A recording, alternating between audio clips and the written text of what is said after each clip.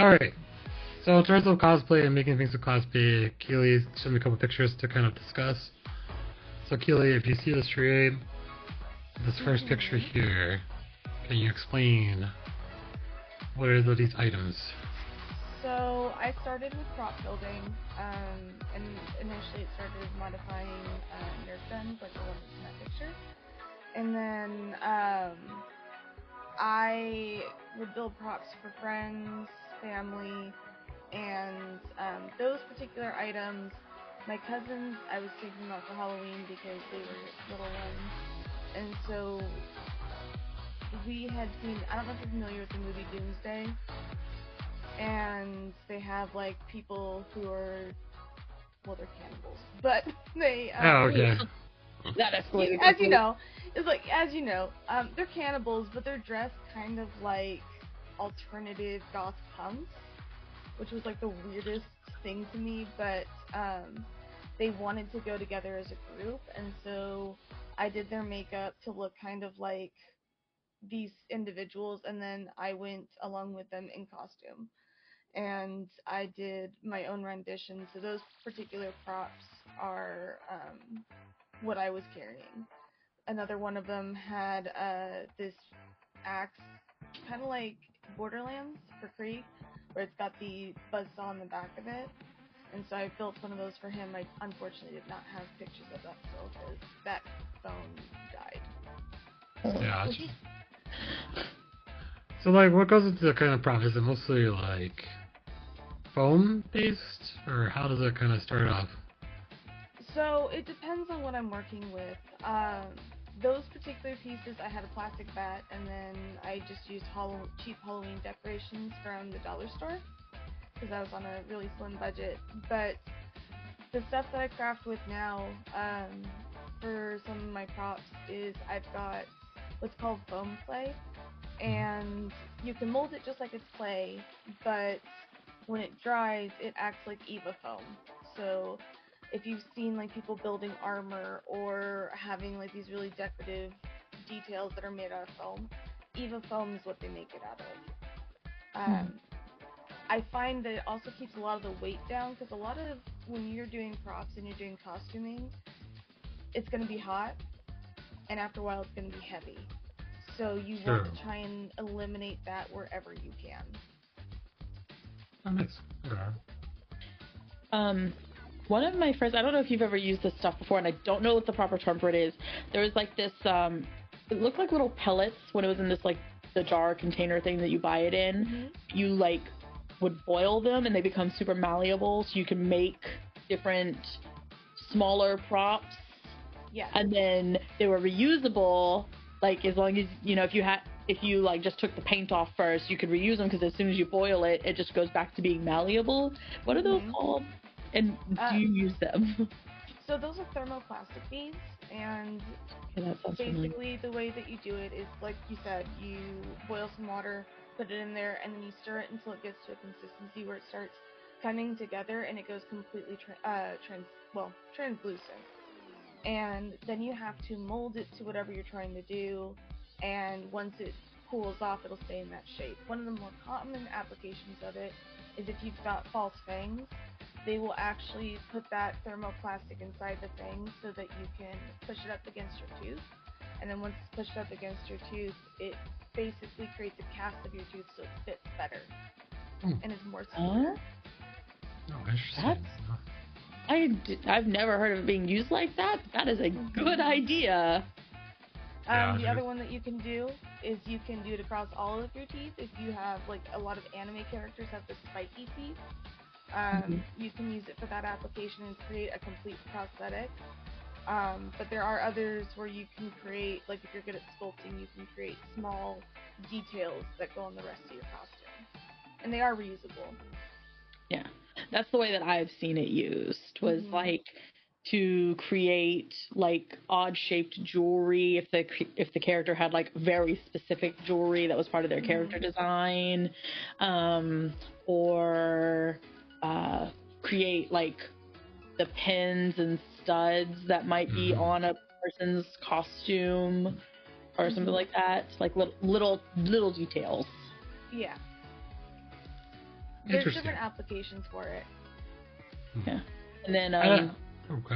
go ahead, Ty. I was just curious because like I guess we're talking about cosplay. Like, what actually got you into learning how to like? Because those props in the first picture they look very like professionally, like like realistic. Like I couldn't like what was the thing that kind of inspired you to kind of like? So my mom has always done theater when she was younger, and from the time that I was little, my mom would make our costumes for Halloween. And I sometimes get frustrated with sewing, and so not a lot of the times when it came to me helping out, I would end up making the props or the things that went with it. And I'm also a mixed media artist, and so sometimes I challenge myself to work in different mediums. Like I made a backpack for water polo that was made out of Capri Sun pouches because it kept the water from getting into my bag. But wait, actually, like I Capri just Sun, kinda so you took it apart and nice. Okay. Yeah, I had a wallet made out of Capri Sun pouches too. Oh It wow. was quite the look. I was very reflective in the sun, so it was easy to find me. But we kind of started with that, and then we had what really got it started was back in 2012 when they're like, oh, the Mayan calendar says that the end of the world is happening, right? I remember that too. Yeah. We had an apocalypse party because we do themed parties, and so we had an apocalypse party, and it was choose your apocalypse. If you thought that the world was going to end and that's it, you come either dressed in your favorite clothes, your fanciest clothes, or whatever, and then you had get ready for the zombie apocalypse. And so then I did that part of it, and we had things like I had an apocalypse tree that had like fake money on it and things that would be considered useless in an apocalypse. And then she has, because my mom worked at Macy's during the holidays, so she does these magnificent over-the-top Christmas displays. And so she did that because it was around Christmas time, and we had really fancy food, and then we had survival rations. Nice. And so I started building props for that, and then she realized that I had a skill set with it, and my mom has always been super encouraging of art. She's like, if you want to get into theater, if you want to get into sculpting, whatever it is, she was behind me the whole way. And so she really encouraged it. That's always good. Nice. So I had to kind of like get the background first before we kind of delve more into cosplay aspects. I was curious. I bet you had a thought you wanted to kind of like ask or continue or no? I remember. Oh, I forgot. Okay, you forgot. That's fine. All right. So this next picture, you can see this. Is that Maleficent or the horns? So those horns are kudu horns.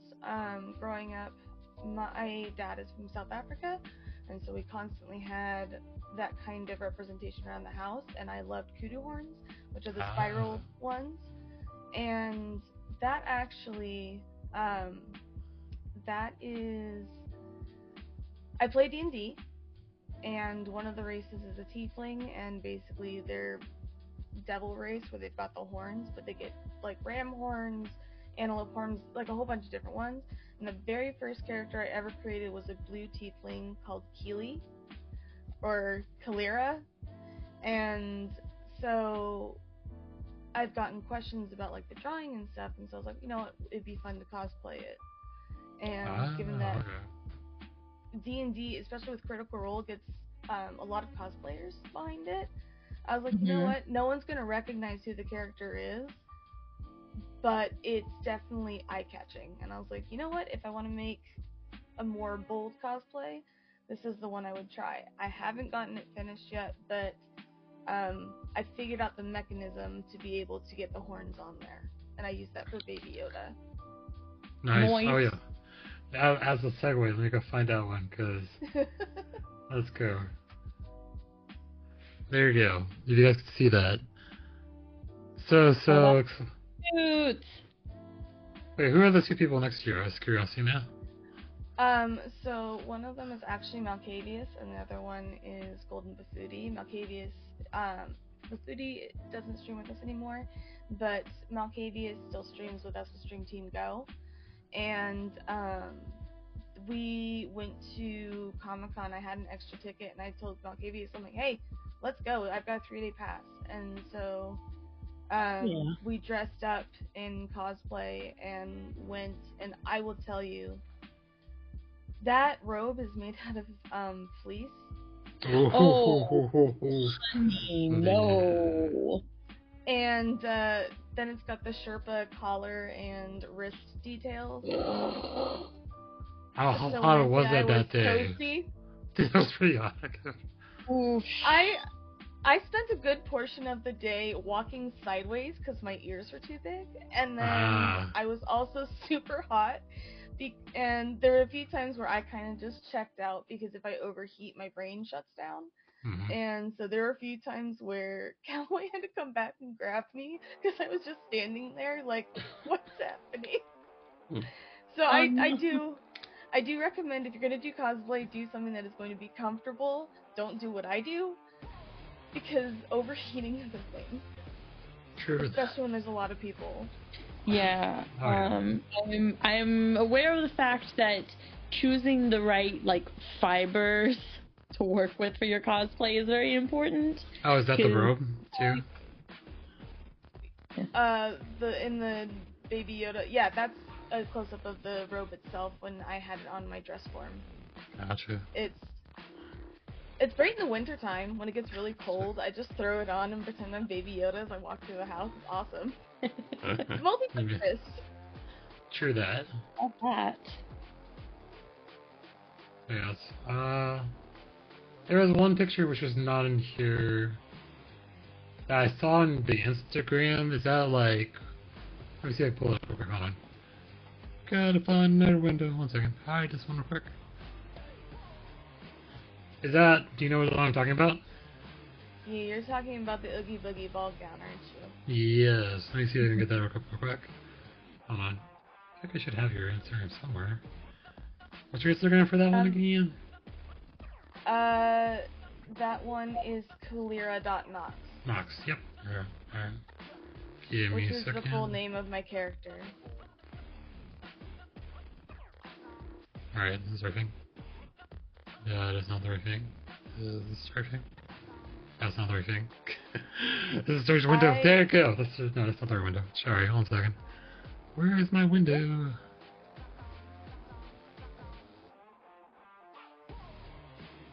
Hold on. Here, let me just do this. I'm gonna copy it. No, I can't do it. Can I see it? Hold on. I can also send it to you if you would like me to do that in Discord. Yeah, see, this is the wrong window. This is the Twitch window.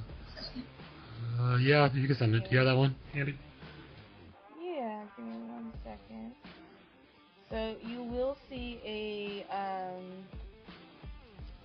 name on the photo itself. Well, I'll also include I'll include the photo that Cowboy took of me when I was sassing him. Alright. Because it's one of my more true images of how sassy I get with him sometimes. No, poor Cowboy. Right. Okay, wait. In all fairness, sometimes he deserves it. Sometimes. Yes.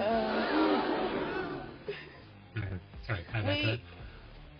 He's my adopted brother, so we definitely act like siblings very frequently. But let me go ahead and There you go.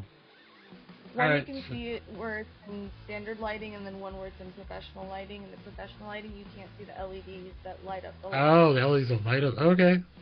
I see that. That seems like the professional did not do their job right. Yeah, I can see the difference. Because, like, it's more muted here, right? Yeah, definitely you can't see the light. Mm-hmm. Oh, so what was the inspiration of this? Let's talk about that real quick. Like, I've always I'm like every millennial goth ever. I love Nightmare Before Christmas because it was nostalgic. It Mm-hmm. was the first scary thing that I watched that I absolutely loved. My mom will tell you it was Beauty and the Beast because Beast scared me, but it was truly Nightmare Before Christmas was my favorite thing for a while because you could watch it Halloween and you could watch it Christmas time. It was perfect for both occasions. And Oogie Boogie, for whatever reason, I've always liked more so out of all the other characters, and I think it's because of his song. Because the way he sings and so on and so forth, that just has always been something that scratches the back of my brain where I enjoy it. And so I was like, okay, I'm gonna make a ball gown. It shouldn't be too hard to make one out of burlap.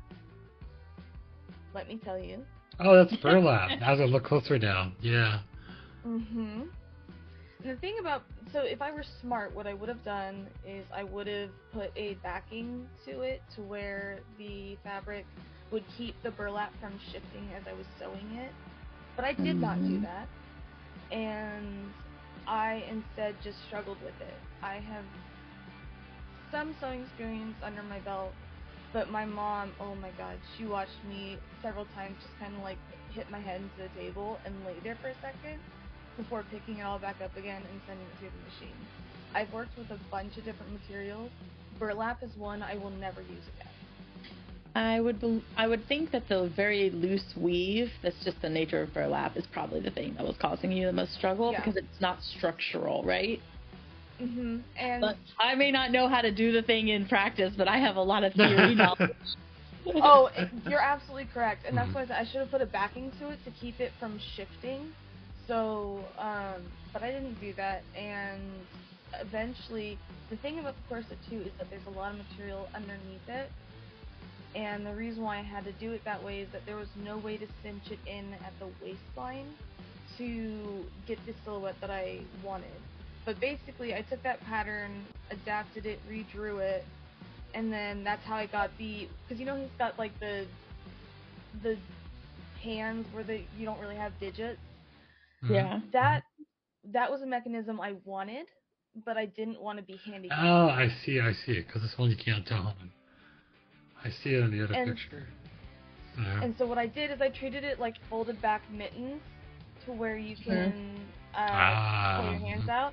So on the inside of the sleeve, about right here, there is a slot that you can unsnap and my hands can come through. So I was trying to find a way to make it versatile and also, because I am partially disabled, to make it disability friendly for myself. Makes sense. Nice. And it's all out of pure context, how did this if someone saw you as I need to take your professional photo, or how did that kind of come about? So initially I just made the cosplays. It was the first time that I did a massive sewing project, and so it was just for me to have fun. That's honestly what it was at the time. I was going through a mentally low point. So I'm like, you know what, I'm just going to dress up, have fun, pretend I'm someone else for the day, and enjoy it. And when I got there, because the previous years I've gone, people never stopped me for photos. But it was constant. And it was one of those things where I started getting super awkward about it, because I was like, oh, why are you doing this? And it was mostly with the Oogie Boogie ball gown that I got stopped, and then that's when a photographer came up to me. Her name is Susan Orenko. I can actually put her Instagram handle in chat. Sure, go ahead. But let me to have you. Oh my god, I said her last name wrong. It's Onisko. I butchered that. Well, as you correct yourself, that else matters. But what had happened is that she stopped me and she was, hi, I do professional cosplay photography. I'd like to take a picture of your Oogie Boogie ball gown. And initially she goes, is that going to be something you're interested in? And I was going to say no. But Cowboy and Himiko, Himiko is Cowboy's wife and she's my closest friend. Cowboy may be my brother, but Himiko is one of my very, very, very close friends. They didn't give me a choice. They're like, what time? What time do we need to show up? Sounds like them. And the whole time, too, they were hyping me up because I have cards for my cosplay, and they are passing them out left and right, and then they're getting it out of the backpack. I'd be like, no, it's okay, and they're like, no, no, no, and they pull the cards out of the backpack and start passing them out. And they're like, okay, she'll be there, what time? And we ended up going and doing that, and you can tell I feel very awkward in the photo, because being a photographer, I don't ever really stand in front of it. I'm always standing behind the camera. And actually, this year, I got a message from the photographer, and she goes, hey, I'm going to go do a show in Spain. Can I take your cosplay with me? She goes, you're going to be a fixture in the Tim Burton section. Ooh. And That's so cool. Given that this was my first, like, massive build, I was like, oh my god. And I felt awful because I missed her message in time to be able to send her my cosplay. But she goes, no, you're the only one that I've asked to have the costume. She goes, I won't be able to take it with me, but the next event that I go and do, if you can, send me your cosplay and I'll take it with me. And I said, sure. And so she goes, I am going to be coming back to Rose City Comic Con, so whenever you get a chance to go to it, you know, look for me and we'll do more photos. And that was insane because I was getting tagged and stuff, and there were people in Spain who were just like, look at this Oogie Boogie ball gown. And that was amazing. A wild experience. She's sending me a catalog with the photo and stuff, and so I'm excited for that, but she's got some stuff going on currently, so she hasn't had a chance to, but that was validating in a sense of I never really thought that it would be this year? Deal. Well, so that cosplay is from 2 years ago. Oh, 2 years ago, gotcha. But this year, because she was working on basically a coffee table book of cosplay, she does a whole bunch of other cosplayers that are actually some of them are professional, but she asked if she could include me in it. Gotcha. Oh, amazing. So anyone is on Twitch or on Kick, there's the actual link to, I think, because there's like 5 photos in there, so if you scroll through, because I'm just looking at my other monitor, it just goes to the detail, and the detail is exquisite. It's very, like, I can imagine how much work went into creating this, and I can see the time it took to get it, so I'm very, very, very impressed with that. So this is where people say I'm insane.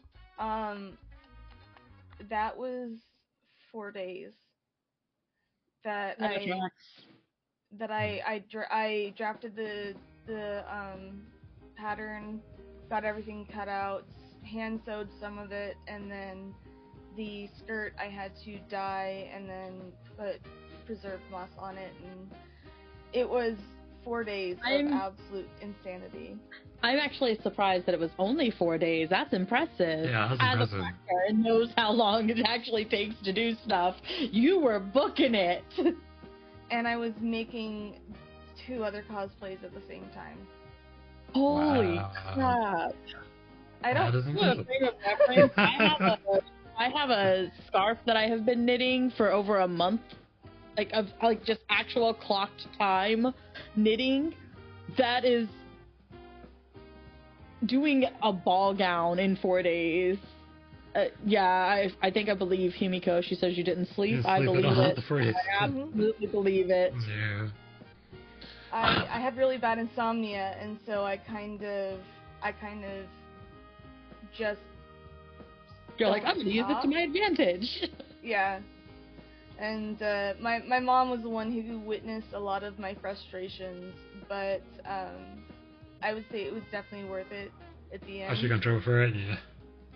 I slept for like 2 days after the 3-day con. I was just tired and white and just. I can imagine. I bet. I can imagine for sure after doing that for 4 days. That was well worth it, I imagine. All right, one more photo. So can you provide context for this one? So that is, if you're familiar with the BioShock games, that is a Big Daddy doll, and at the time I wasn't certain how I was going to make it, because I couldn't make it exactly the way that they present it in the game. So instead what I did is I was like, well, you know what, these dolls are supposed to be made with materials that they found in Rapture. So I just kind of did the same thing, and that is actually hand-stitched, and they use a baseball for the head of their dolls, but given that I was not a little girl, I was an adult, I just spray painted a softball because it was bigger, so proportionately it made more sense. BioShock is one of my favorite games. My poor little brother, we have a 15-year age gap, he was raised with Would You Kindly? Oh. And so there are times when and I feel so bad. It's like Pavlov's training, where I'll just be like, would you kindly? And he's instantly looking at me like, yeah? What do I need to do? What's going on? Wait, provide context for the non-person over here? Wait, what's the context of this? Oh. So, go ahead. It's your game. No, Faye, you go. In the game, there's like a narrator person that's always talking to your character, and kind of they're like the person who knows Rapture. And anytime they want you to do something, they go like, would you kindly open that door already? Would you kindly go over here? Would you kindly meet me here? And you just do it because that's how games go, right? And then it turns out that it's a thing. I don't want to spoil it. You haven't played it. You should play it. It's amazing, but it's a thing. I would add into this. Yeah. So then I'm awful, and I use that with him. But BioShock is one of my favorite games. I like it was effective. Like, that's the impressive part. It was effective. I was like, oh, it'd be funny, because I basically from 1 to 4, ages 1 to 4, I raised him, and then it just kind of progressively from there snowballed, and so I just say, would you kindly? And it was just something now, but that is actually for my cosplay of a little sister, which there's another photo in there where it has like a Peter Pan colored dress that's covered in blood, and then it's got the doll and then the atom extractor. Oh, I see it. Yeah, this one. Mm-hmm. Oh, I see it. I gotcha. Alright. Oh, that is good. That's impressive, yeah. The atom extractor, it can't go to all cons because there's a metal component to it. The handle itself is actually an antique gas pump handle, and I just deconstructed a little bit the cap on the back to hide the screw part. It's actually the top to his prescription bottle. And then I grabbed a baby bottle, filled it with fake blood, and that's the atom.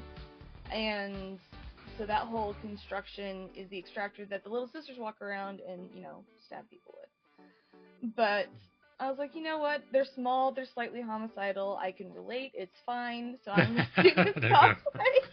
There you go. There you go. Good, very cool. For legal reasons, that's a joke.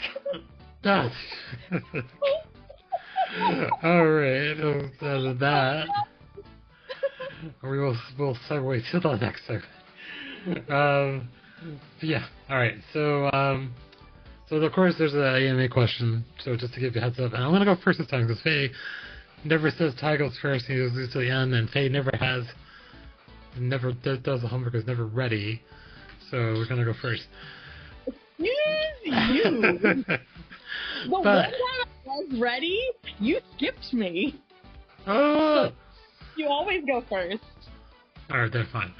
Alright, so in this game, I was thinking about this, and it's kind of interesting to kind of like lay this out here, like, is there a game that you guys have come across that maybe you were either forced to play or didn't preferably want to play that totally was not what you expected? And it's kind of hard to figure, like say, like, you played a game that you, like, went into with impressions, like, it's going to be like this and this and this. But when you actually played it, it's totally left field and not what you expected the game to be. I don't know, has anyone ever come across that kind of scenario before? That's a hyper-specific question. Do you have an example? So, like, blind playthroughs, I guess. I mean, it's kind of hard to tell. Like, you got to be specific of what you were either forced to play or didn't have like any recollection walking into it. But then when you actually got in there, like, oh, okay, like, this is totally like different and totally not what I expected the game to be.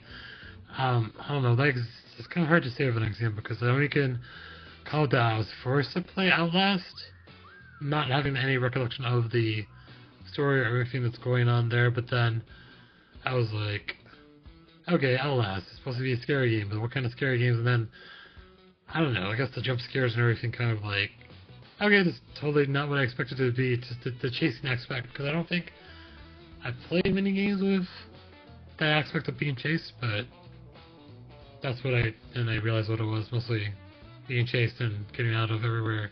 I mean, jump scared every 5 minutes.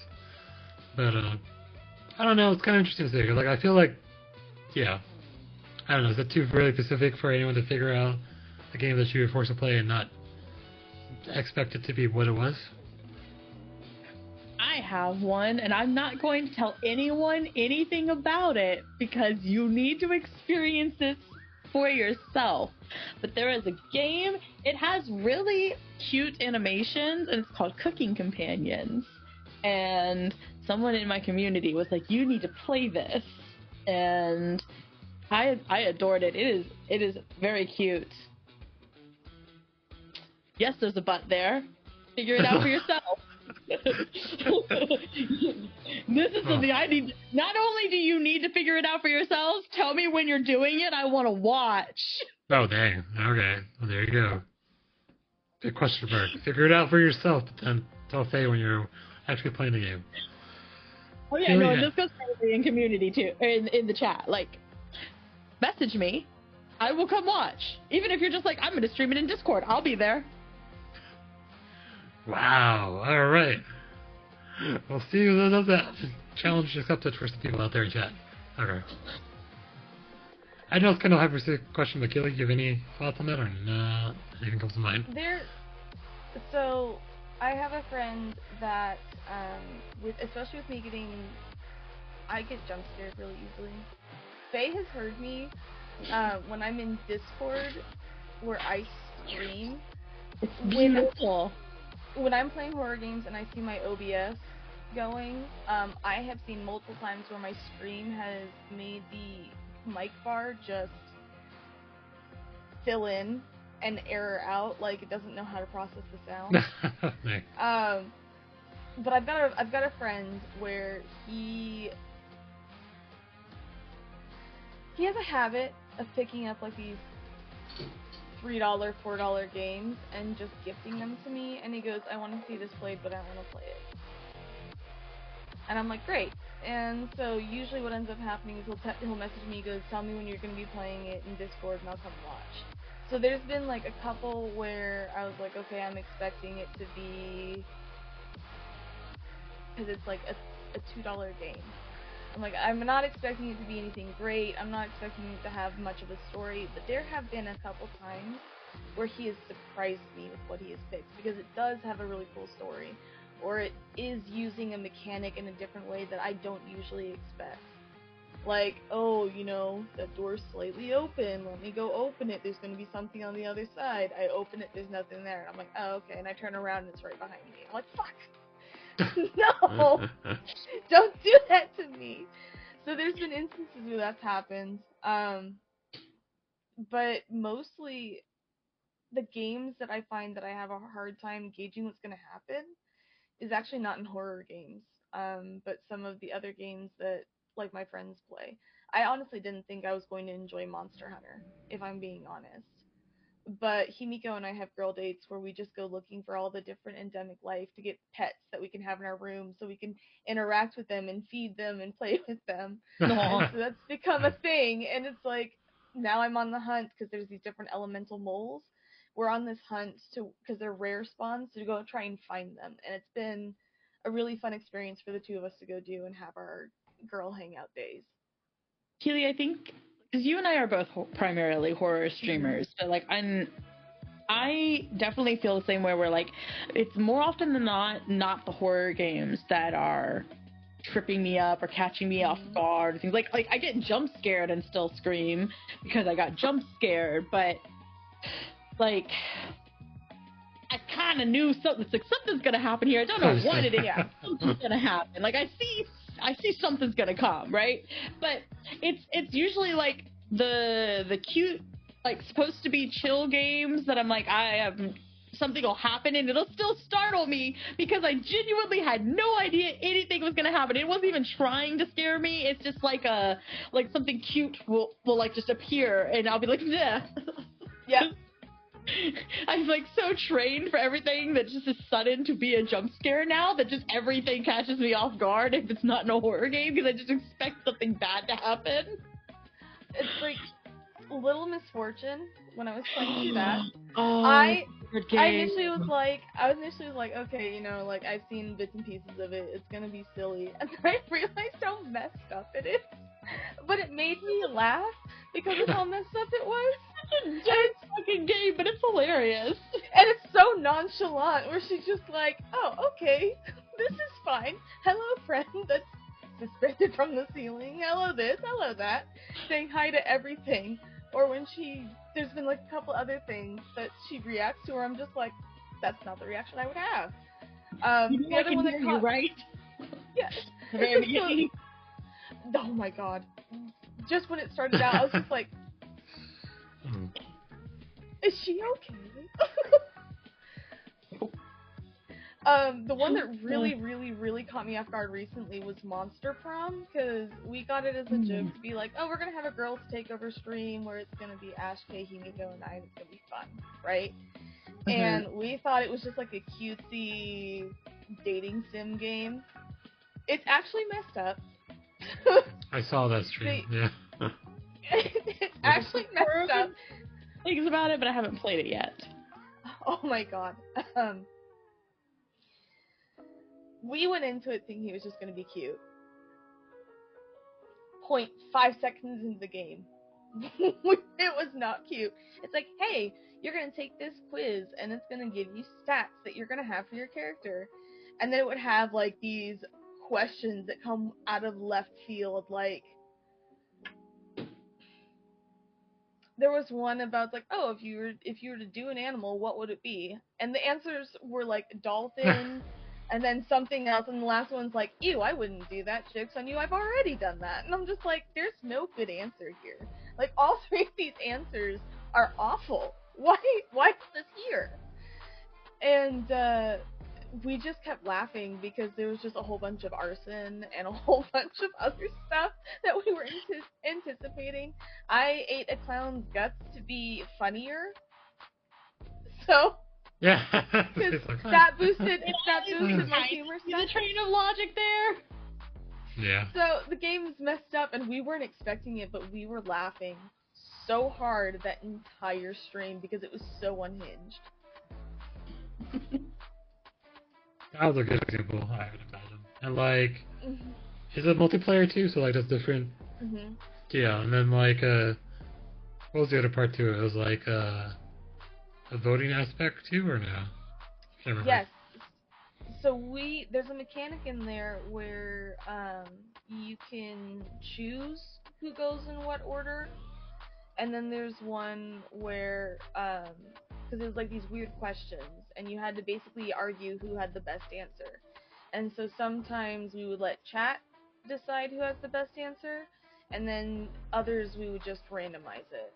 And so, some of, like, the questions that they had where it's like, what would be an inappropriate thing for this occasion? Or what would be a weird thing to experience during this? And we would each make up our argument over what we would think is the weird thing, but it had to be something that you stated beforehand. So it's like, it would ask you the question in like very vague terms. You would give your answer because it'd be like pick a name of something, and you would do that, and then the question would actually come out, and then you'd have to argue why your answer that you gave previously fit the question. So you didn't really get the true question until after you already picked your thing, and then it was like Mad Libs almost. Oh yes, I remember that. And Very so interesting. Yeah. it was very weird. We just added the element of like, it's like, okay, we're all streaming together. Let's let chat decide who has the best answer for some of these, you know. Um, but it really lets you kind of get into that crazy side of your head where you're like, you know what? I'm gonna say something unhinged, and now I'm gonna try and explain it. Nice. Is there a sequel to that game by chance? Do you know? Yeah, there's actually there's one where they go to camp. There's another one, oh god, I can't remember what the other one is, but there's like 2 or 3 games out. And then the thing is, like, Faye knows this and played up. You have these different things you can download that like costumes and things like that you can add into the game. Monster Prom does that too. So you can get, instead of playing the characters green, red, and blue, which are their names, there's characters that other people have made. There's different scenarios that people have made. So that you can play that game over and over and over again, and you're not going to get the same answers each time. Each one is going to be Road Trip is different. One. Lucas says. Yeah. Road Trip is one, but there's like a couple of them, and they all have that downloadable stuff, so you can add in additional things. Some of them are like additional scenarios, some of them are characters that you can play, some of them are the NPCs you're trying to romance. So there's a lot of things you can add into it to make the game fresh over and over and over again. Nice. Very interesting. For sure, yeah, definitely something. I think when you guys started playing, I was like, what is this game then? It did just take a left turn really fast. I was like, what is going on? So cool. Alright, so that kind of segues into our next topic, which is scary games, horror games. So I know you guys are primary horror streamers, so you guys have a vast repertoire. But I know you have a vast also knowledge of all the games that you've played. So to kind of want to see you focusing, what do you think was the best one in the genre currently? And I know I probably can guess Faye's answer, but I'm not sure yet. We'll see. But then, what is it that makes scary games interesting? And then, I saw one game. I don't know if you guys have heard of this one. I think the one that kind of takes your microphone as like a volume indicator of like what's going on, and if it goes too high, you die. So like, have you guys come across any interesting mechanics in games that are not off the norm that you found interesting? So I'll kind of put it to the floor there. Let's see. So I know the microphone one that you're talking about. I want to play it, but I don't think that's a particularly good one to be playing on stream, because I know that the game is pretty sensitive. So like, I feel like it would make for a very boring stream, because if you're loud enough where chat can hear you, you're loud enough to cause the game to like trigger whatever the thing is. You'd have to be like quiet the whole time, and that just sounds boring. Because if you mute your mic, you've defeated the whole purpose of it. That's true. I've seen that problem too. Is like someone had it up to like the highest intensity level, and then every like second it would just trigger because it was so high. So someone kind of had to adjust it to where like a whisper would be like the only way they could talk. But then like chat would be just ringing them with like alerts. So I could see that could probably put someone into even Keely. She had like a behind you every single 5 minutes. You'd be like, I totally skipped. So like that would probably trip that mechanic pretty well. But I don't know. I saw it was really interesting. I think it's still breath, or what's it called? Cause I think maybe in this game I don't know what it is. I think it's just called Don't Scream. Yeah. Oh, Silent Breath, isn't it? No, it's not Silent Breath. Is it Silent Breath? There's a couple that do that. Panicore is another one. Panicore is one that actually another streamer recommended that I get, and I haven't played it yet. It is multiplayer, so I can bring others to suffer with me, but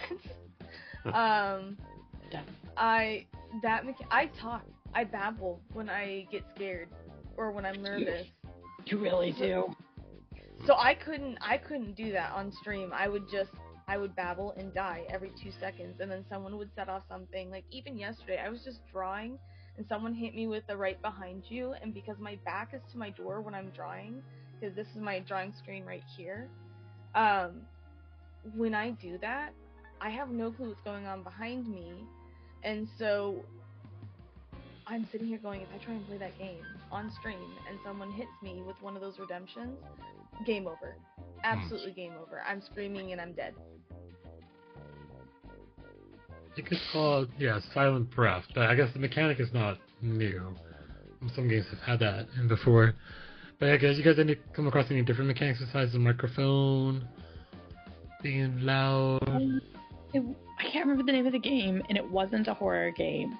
But there was one that you have to, like, you had to, like, set it up beforehand where it can see, like, if your eyes are open or closed, because every time you blink, it moves you forward. Like, you're, like, going through someone's life. And it would, like, if you wanted to see the scene play out of what was happening, okay. if you blinked, it was gone. It was all memories. Alright, good going. I'd be great at that game because I can sometimes not blink for a very long time, but my contacts dry to my eyes, and that's uncomfortable. But I can do it. There you go. Oh, okay. Is it called? I think I see one. I own it. I want to play it on stream sometime, but I only know follow. Wait, is it Before Your Eyes? Does that sound right? Yeah, Before Your Eyes. That's it. Yeah. I haven't had a chance to play it yet, but I had a friend play it, and they were the ones that gave me the synopsis. Yeah, sure. Gotcha. So not much scary games besides the mic. Hi, Mon. Oh, Before Your Eyes. It's like, Before Your Eyes. I know this game. Yeah. I still like the dark anthology games where the butterfly effect thing. I do like watching that mechanic in games just because it's like it can be as simple from a decision that you've made or to a quick time event that you have failed, and it's going to change the game for you. When Cowboy and I were doing the couch co-ops, when we did the dark anthology games and it came to the quick time events with like the heartbeats, I would shake and panic so much that I'd have to pass the controller over to him so he could do it. So I'm sitting there going, nah, I'm not gonna be able to make it. I'm gonna kill every character I have, but track record has been that I don't kill my characters, he kills my characters. From teammates. I have accidentally bisected one of my characters, and that was on me. I missed the quick time event. That was on me, but for me, I'd have to say that the butterfly effect is probably one of my favorite ones, just because of the fact that I find the concept interesting. And it's not something that's going to be ridiculous for me to be able to do, like, not screaming during a game, because True. as many times as we play Man of Medan, that eel still scares me when it does the jump scare, and I've played it so many times, and it still scares me. Yeah. I feel like you're right. That's a good, like, replayability factor, too, because, like, you can go through and say, like, alright, you did a one run without, you know, like, however you played it, and then, like, another run be, like, be absolute ass to every single person in the game, or the run where you save everyone. So, like, there's different ways. Have you ever played that genre? I don't think I've ever seen you play that particular types of games before. Which type of game? The Dark Pictures Anthology, the ones that were like quick time and then the events. That game is nothing but quick time events, and I have the slowest reaction time. This would be the worst thing I could do. Well, there you go. But yeah, I feel like those games are interesting because, like, you're right, like the small decisions, like the one thing about those games is literally like if you don't see the dead body, they're probably still alive at some point or whatsoever, because until you see them go splat or like impaled somewhere, like, you know, they'd be like, ta-da, they're still alive in the next scene. So that's, I feel like, interesting. The fact I played the what was the last one? The Devil with Me. So many times just trying to get through that one point where, like, how do I save these people? And then, like, looking up, like, oh, the solution was, like, not what I would expect. So, like, any tiny decision you make, like, can affect the outcome of the game going forward. And like I like it doing it on like a multi-stream setup where like one person's playing one view and the other view, and then like they go separate ways for a second. You don't know what the other person's doing, and then you come back together again. So it's very interesting story like progression of that type of game. But yeah, but yeah, in terms of just like being horror streamers, you guys yourself, like, why horror? Like, why is it so appealing to you guys? Like, do you have a reason why that genre is like one of the majority of the games you play? After you, ma'am. Well, growing up, my mom is also my mom's like one of my best friends. But growing up, we did horror movies constantly, and getting scared because growing up we had this whole thing about showing emotions on certain things, and so and that didn't come from my mom, but it meant that I pent up a lot of that stuff constantly, and getting scared just released it from my body, and it didn't matter what the emotion was, it was just gone.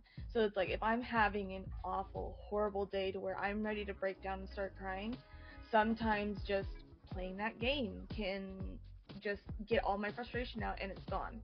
And I don't have to worry about it, I don't have to deal with it anymore, it's just out of my body. And sometimes, because it's like the same thing, is I have certain things that I just get addicted to. For example, the biggest one is fruit. Like last year, I ate 6 flats of persimmons by myself because it was my hyperfixation. And so horror games do the same thing, is that it fulfills a hyperfixation for me. And so I get that feedback. Makes sense. Faye? So I have been enjoying horror content since I was like 3, I think is how old I was when I watched my first R-rated movie. This has always been a thing, and like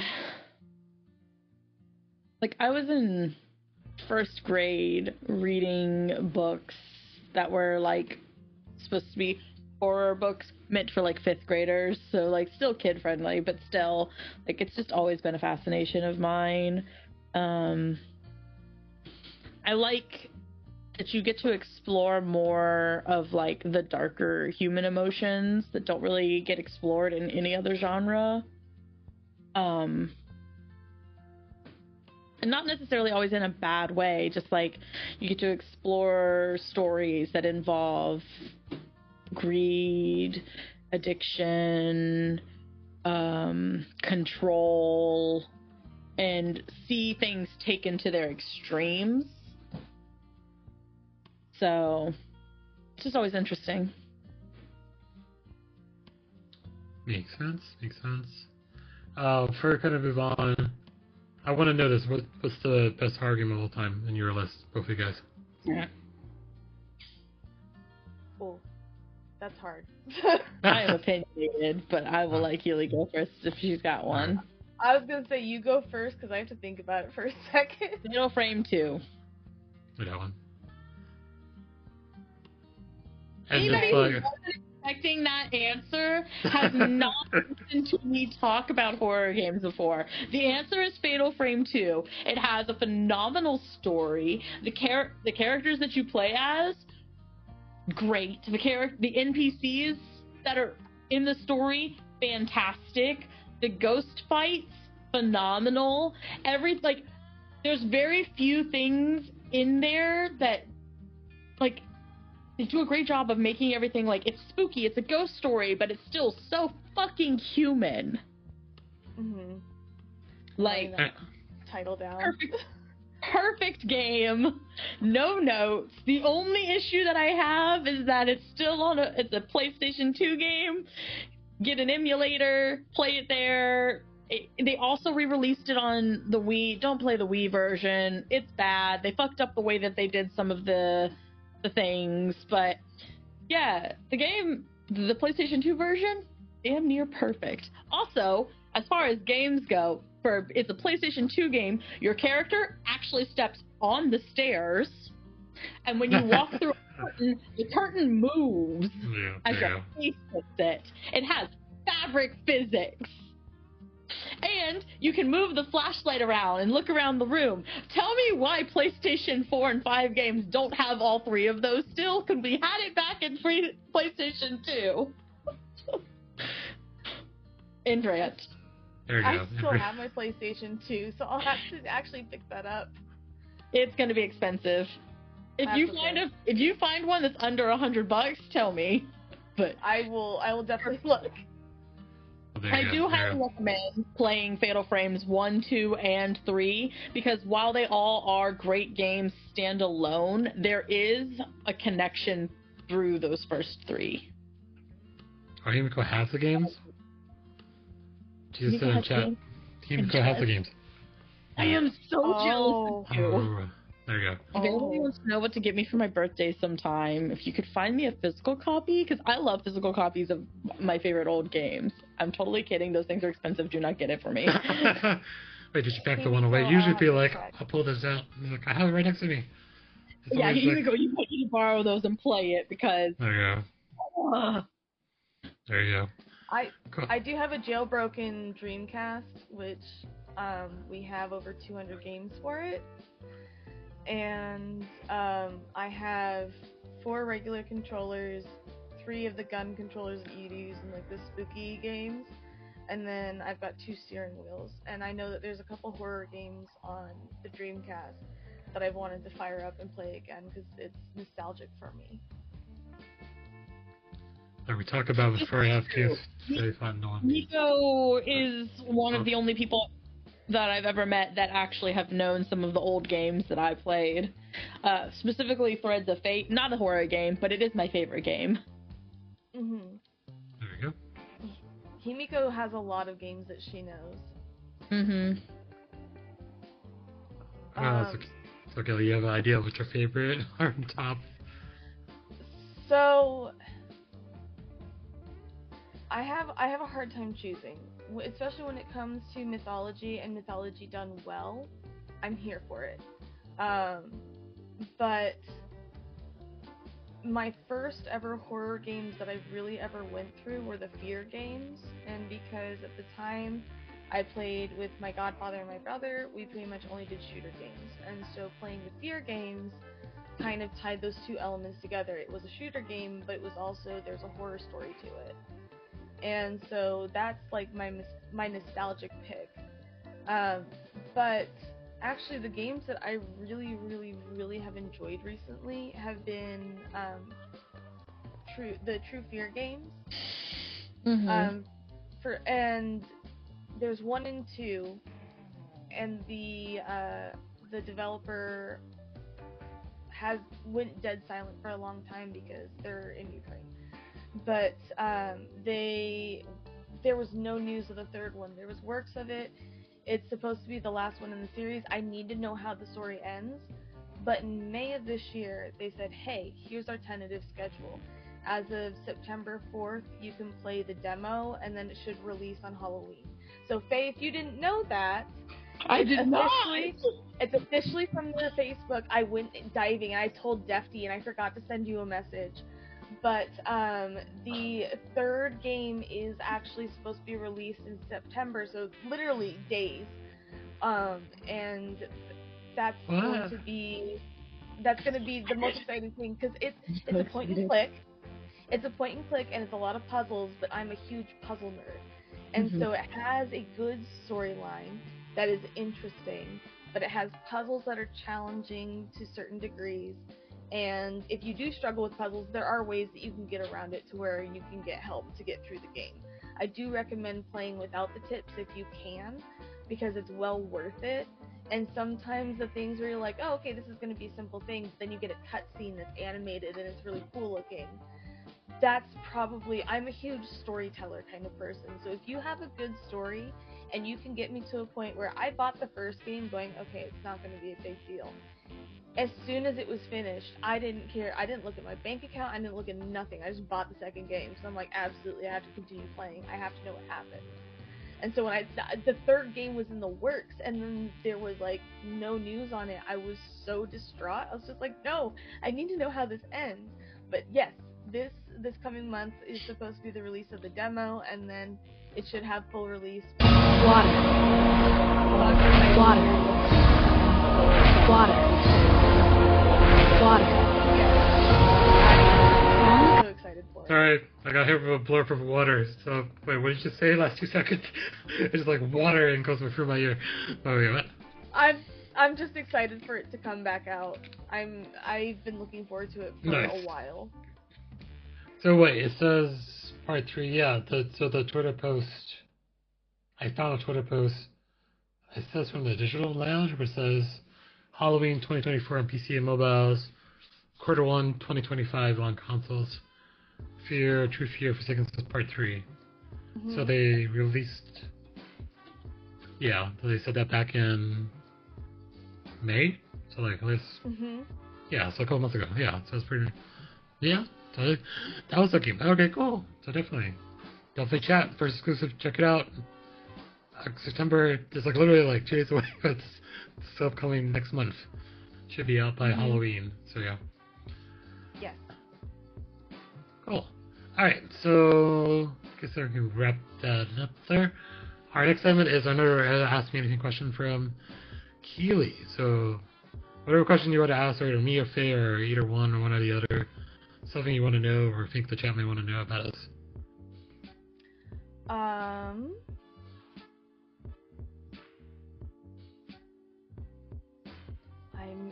My brain is blanking now that I've been put on the spot. Faye's like, I don't personally. Not just me. So, especially with the fact that I know that you two play horror games and stuff, and Faye, I kind of got an insight to what really scares you. Oh no. But what is the hardest thing for you to overcome when you're trying to play a game? Because I saw Faye's fear of heights firsthand. For me, it's spiders. I cried. I played the last game, and it had these little spider baby crying things, and I cried on stream. So I was there for that one too. I heard that one too, and I hit her with face for fears. She ran out the spider and then just immediately died. I did. I just ran at it and died. So wait, is it like something that you actually fear? Yeah. Like in real life, and you just come across it in a game? I don't have anything. I don't know. Ty over here flexing that he's not scared of right? I'm scared of everything. Girls who actually play the horror games are like, no, but like this one thing will fuck me up every time. I was like, well, I'm not scared of anything. Okay, well, okay, I'm just trying to put in perspective, like, the only thing, I don't know if it's gonna equate to a real fear per se, but it's just like, the fear of the unknown, and like, the only time I ever come across this, while playing something I play on a regular basis, which is Escape from Tarkov. It's hard to explain to some people because they're like, "What kind of game is that?" It's like a game based in an apocalyptic Russia where you have to go in, have some kind of objective, get to a point. While you're doing this, you're being shot by other AI, which could be called scavs or other scavs, which are just hunting you down. And the other fact is, like, they're actual players that also play the game, so they load into the same rate as you. So the fear is when I'm walking around, it's like, alright, I want to get this task done.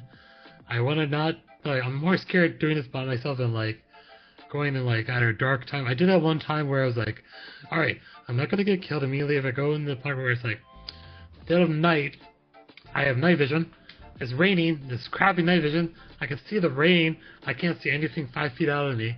I'm just like, alright, I'm gonna go, and then like you hear gunshot noises in the back of you or somewhere. But I'm not walking towards where that was, so I'm just trying to get out. It's just like that's the fear aspect, because like it's like the unknown, like because the way Tarkov's run is like there can be people in their game too, night vision, ready to like wait for you to come down this one hill and just shoot you and kill you immediately. So like just that fear of the unknown, of like what not to expect, and like where you try to want to survive and get out of there, but you're just like just afraid to run into someone that's gonna kill you immediately. I don't know that equates to anything you guys relate to in horror aspect of it, but just like, but yeah. The first thing that comes to mind is the Outlast Trials. Oh God. When your night vision camera or your night vision battery runs out and you can literally see like this far in front of you, that's awful. Not being able to see things does freak me out too, and not knowing where it's coming from because sometimes sound is thrown in those games. True.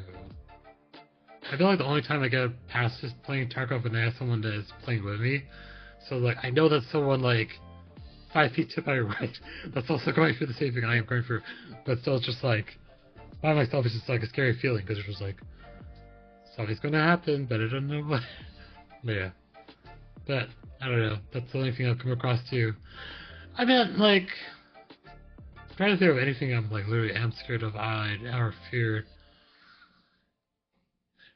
I can't really name anything off on my head, just like besides the fear of them, but granted, fear of heights and fear of spiders, I don't know if anything can match tangibility, so for, I guess, fear of the unknown or not knowing what's going to happen to me when I need to, like, survive. But I'm sitting over here that I'm the coward of this group. No. I'm scared of everything. I'm scared of tall people. I'm so afraid of heights that I was afraid of growing too tall. Well, there you go. I'm afraid of being chased. Actually, like, being chased is the only time that I can override my fear of heights. In that, like if I'm playing a game and there's like a big chasm that I have to jump over, I will sit there and be like, oh, I don't want to do this. Oh, I don't want to do this. But you have a fucker chasing me? Over. Like, there you go. Scarier. Was there something else about? I'm trying to recall. Dogs? Or no, it's not one of you guys with dogs, is it? Yeah, I don't like dogs either. I don't like big dogs. Like little dogs, if they're my cat size, then they're fine. And I have a big cat. My cat's like 22 pounds. So like you got some wiggle room there. But yeah, if they're like my cat size, we're good. You bigger than my cat? Maybe not. Oh, there you go. There you go. That's interesting. Interesting per se. Oh, yeah. Alright, let's see. Did I answer your question? Anything else more, Keely, or are you good? I just being someone that I have a lot of phobias, like a lot of them. Like if you are above 5'8", you're terrifying. I don't make the rules, you're just scary. I'm sorry. But especially because especially in horror games, it's always clowns and spiders. Why? Why? Dolls. Hey, you need to dolls. meet Not be afraid of dolls. I started playing a shit ton of horror games, and now dolls weird me out. Dolls? Yeah. Oh, dolls. Sorry, Himiko says that Faye, you have to meet Himiko's dog. But that's what she is very sweet. Don't know about that. It's usually not a sweetness thing. It's usually just like my guard just stays up the whole time. I'm just very uncomfortable around dogs. And if they make any sudden moves, I'm just I don't like her. Yeah. The thing about Rue, I will say, is that she's an old lady now, so she does not move very fast, and she is a couch potato. She's afraid that if she gets off the couch is gonna float away. So oh no. She's very much just a derpy sweet potato, and I love her. But my dog, he's smaller and he's high energy. My sister-in-law was bitten by a dog when she was younger, and so she has her own phobia of dogs, and she's very cautious with like my nephew and my soon-to-be niece. She's nervous about them being around dogs, which I get. She's got trauma linked to it. I have certain trauma-related fears, but I also just have like fears. Faye, you would hate my mom because when I was little, she used to put porcelain dolls in my room. Oh no, that's fine. This is an acquired fear. And I got to a point.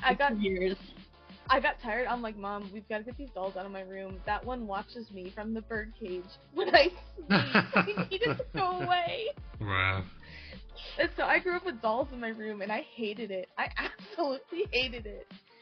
So the fear of dolls, though, in video games has become a new thing for me as well. It's like, are you a child or are you a doll? Because at this point, this is a horror game.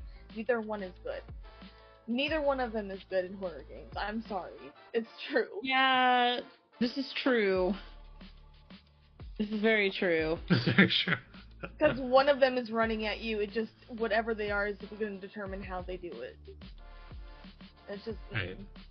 Apple dolls? Wait, hold on. You must have to look up Apple dolls. Not if you want to keep your soul in your body. Don't look up Apple dolls. One moment while What is Apple dolls? Wait, it's oh, they're so creepy. They're so creepy. They're apples? Oh. Are they apple heads or what? Okay. Yeah, they're made out of apple. What? Oh, they okay. That's interesting. Okay. That is something. That is something to do. No. Okay. No, the Apple dolls that they're talking about, so there are the ones that are made out of apples, but the brand Apple dolls is what she's called Little Apple dolls. Mm-hmm. Okay, hold on. As we go, You gotta look be at this up. specific. Yeah. Oh, yeah, no, these are cute. I like them. I don't. They scare me. Oh, really? I guess the dolls thing is only in games that it bothers me. I love them in real life. Let me see some spooky shit. Like, I am the dumb bitch that wants to live in the haunted house. Okay? True. Actively, and like, I want it to actually be haunted. If I buy a house that they tell me is haunted and it's not actually haunted, if my dolls' heads don't spin, I want my money back. Wow. Faye, come stay with me then. The expectation. Come live with me for a little bit, Faye. You'll get your fill. Wait, is your house haunted? What? We have stuff that moves around every so often in the house, and we like to blame it on the fact that both of us are forgetful. But I'm forgetful. I'm gonna blame it on that. I'm ADHD as fuck, so like the ghost is gonna have to do more than just move my shit around, because on my own I can't find my shit. You moving it's not doing anything I don't do to myself. Well, there you go. Oh, did you guys? I don't know if Faye knows, but I live like my house borders a cemetery all the way on the backside. So I'm like, my mom came over today. She was like, "Wait, you live next to a cemetery?" I'm like, "You know, there's a church 2 doors down. There's bound to be a cemetery next to the church, and there's a cemetery right next to the church." So I'm very like a kid, and like even the town I'm in, we're like looking at the side. Yeah, the town's not that large. I'm like, yeah, the cemetery's right there. Like, literally a stone's throw away out the back window towards the cemetery. But nothing's happened. The funny thing, when I had a roommate that lived in the back, she would tell me, like, there's something going on in that area, because, like, I was, like, in the front of the house, and then, like, nothing. So I don't know. So I don't know if there's anything actually weird here. But looking at the Apple doll, so if I'm looking at the brand, is it, like, the little girls with like the black hair and the white skin face like that? Yeah. Yeah, okay. Just describing to anyone who doesn't know what we're talking about Apple dolls. We thought it with the actual dolls when we first googled Apple dolls.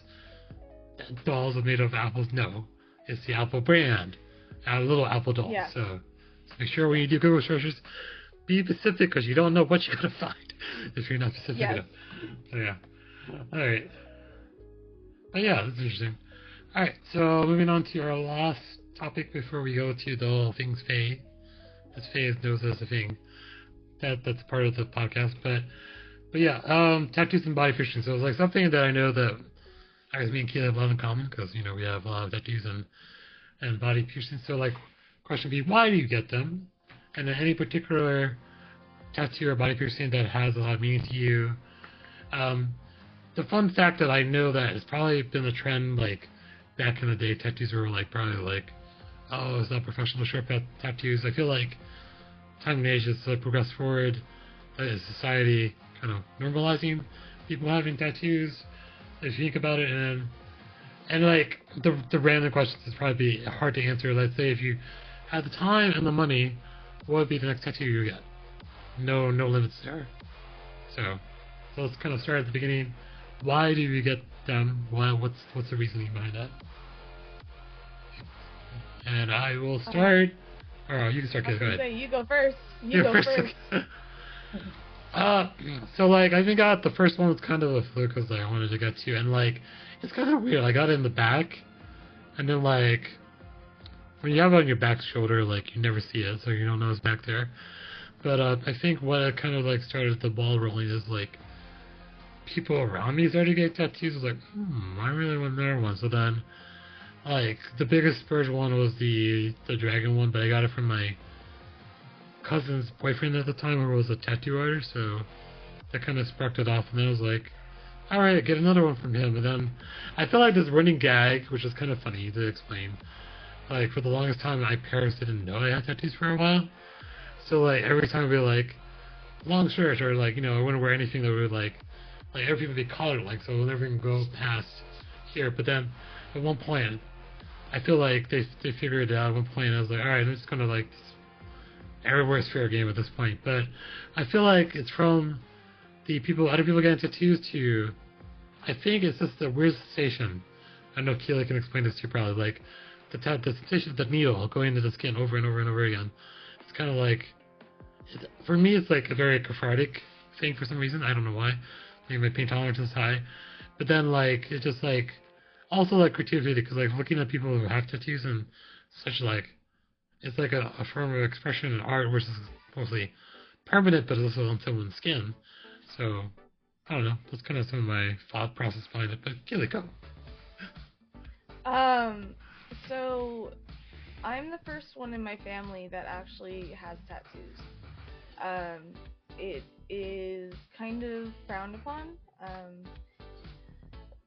culturally, but I kind of am the first in my entire family to really be outside the norm with everything that I do.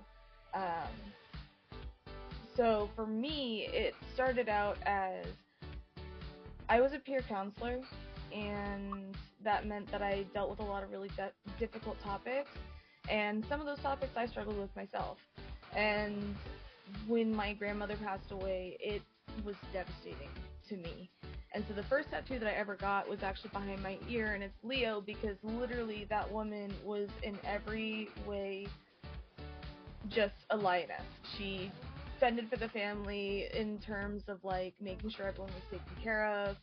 She was aggressive when she needed to be.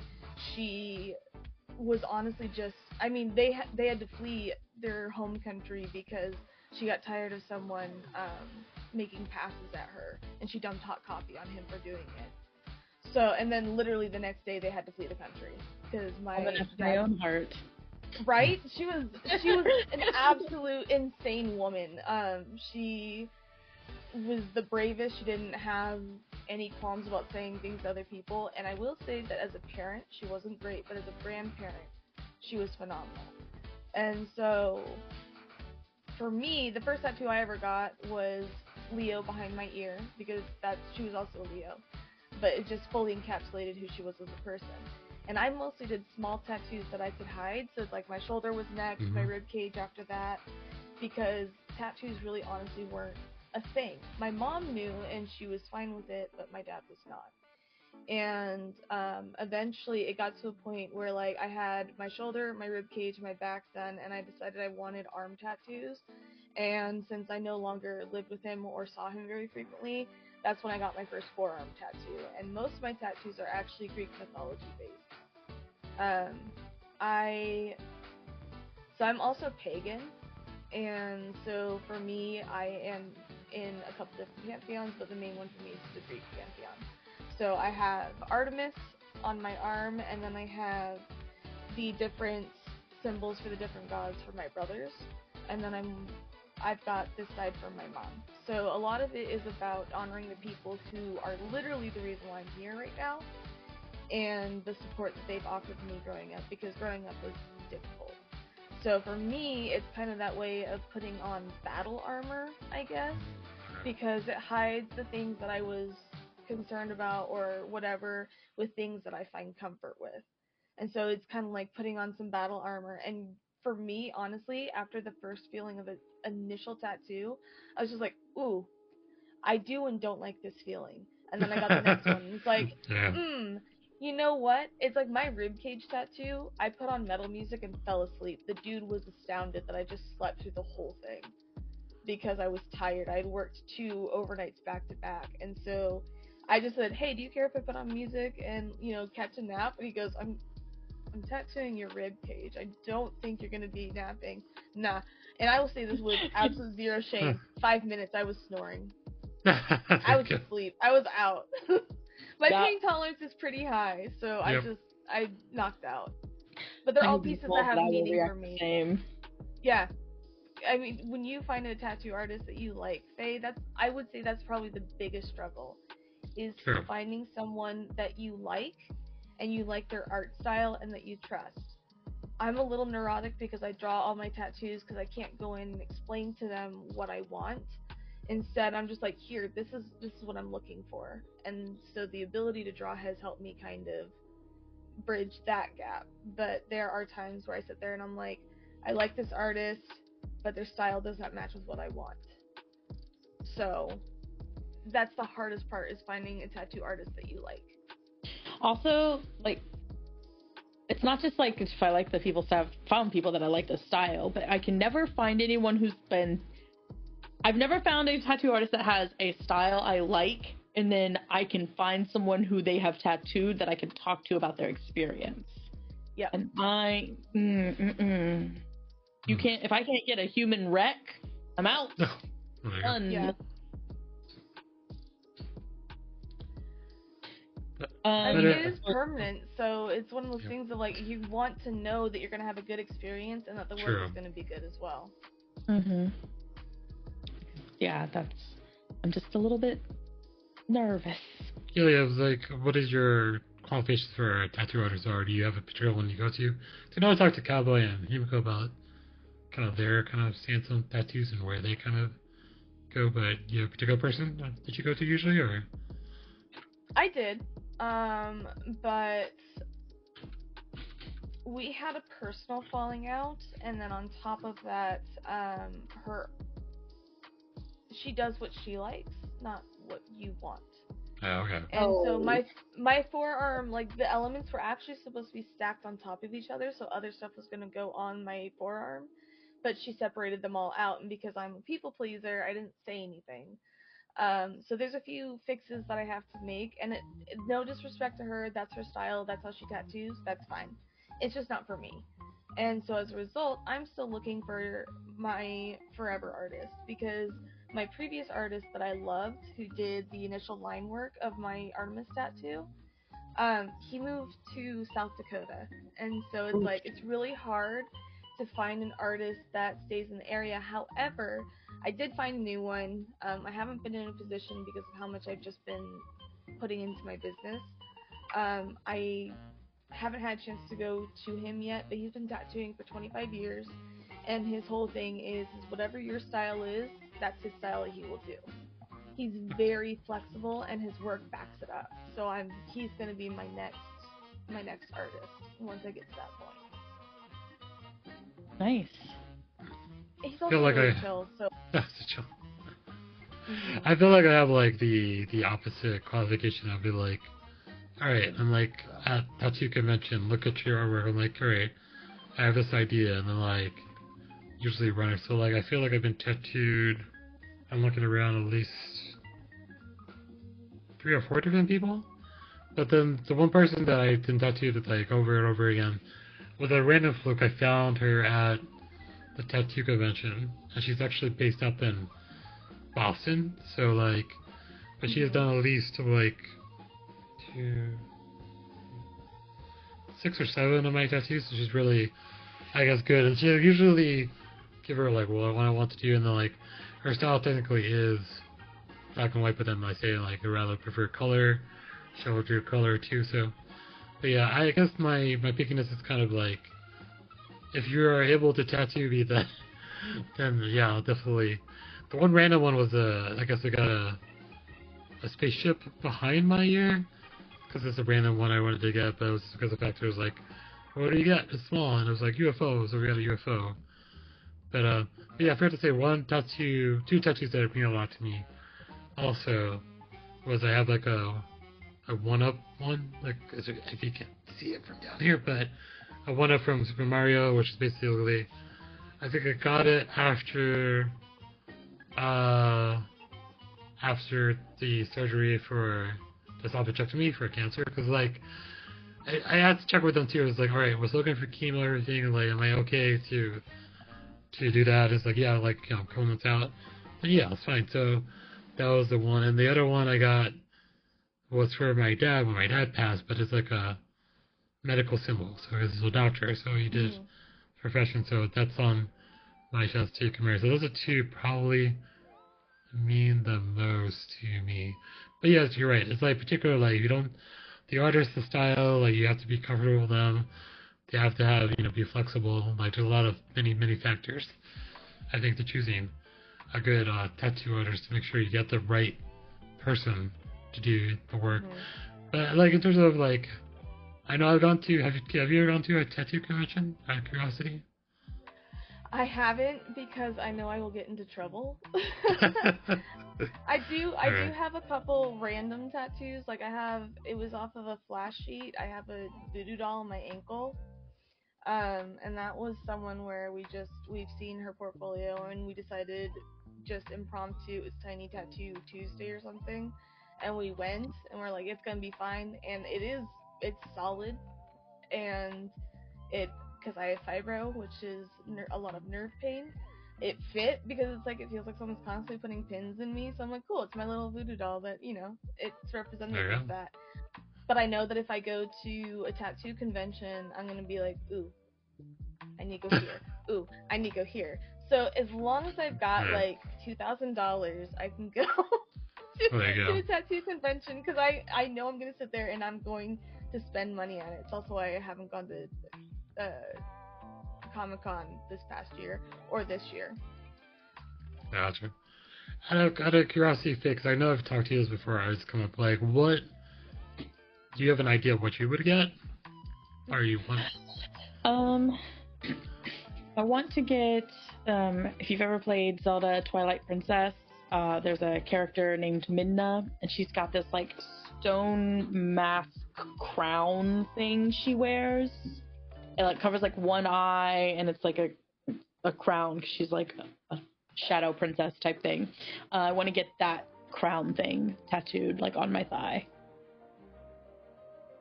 So I had a cat.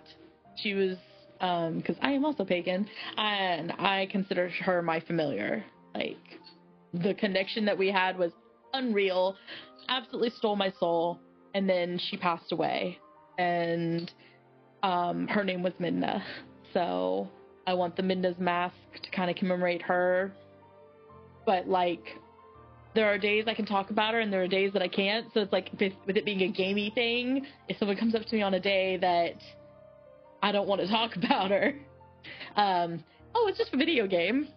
Move along. I see. I see. I know you didn't pick this one up or answer that. Kilo, like, money, object, and time, not issue. What would you get? Like, tattoo-wise. My next goal is to get my leg sleeve done. I would like to fill it out. I mean, so my arm, so all the way up to my shoulder, I have this one, but I drew out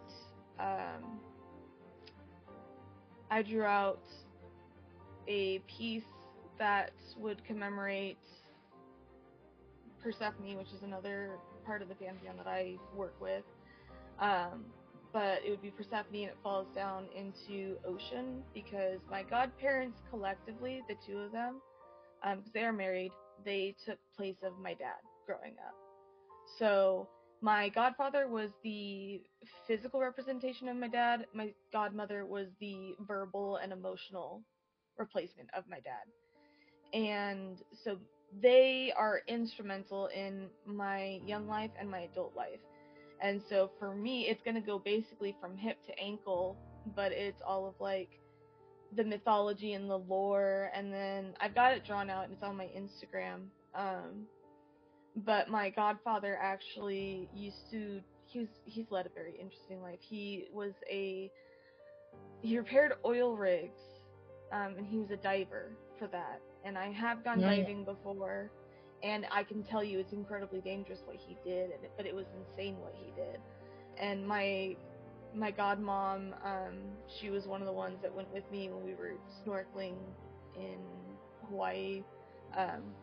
They're my adventure people, and so my godfather's also the one that got me into playing video games. So for me, it's going to be that Persephone leading down into the ocean theme, going down to my ankle, and that is going to be a massive project. And there's no way I would be able to sit for it all in one go, but no object of money, that would be it. Gotcha. I really haven't thought about this myself. Oh, piercings. Yeah. Mhm. Nice. But Not brave. No, I'm just stupid. I'm just not that brave. I want to get more piercings though. So don't pierce yourself. Don't pierce do yourself. it. It's a trap. I'm gonna find someone to do it because again, I'm not that brave. I want to get the other side of my nose pierced, and then at least one, if not both, for my lower lip. I don't know what it's called when it's just one. I know if it's both, it's snake bites. And then I'm thinking about getting a third piercing on my ears. I'm trying to remember what the name is. I don't remember off the top of my head. But I know what you're talking about. When I went and got my piercings last time, so I've had various piercings throughout my life, and then like things would happen. A job here, a job maybe take out my nose rings. Lost the earrings for my second piercing. They closed up before I was able to buy new earrings. Things like that.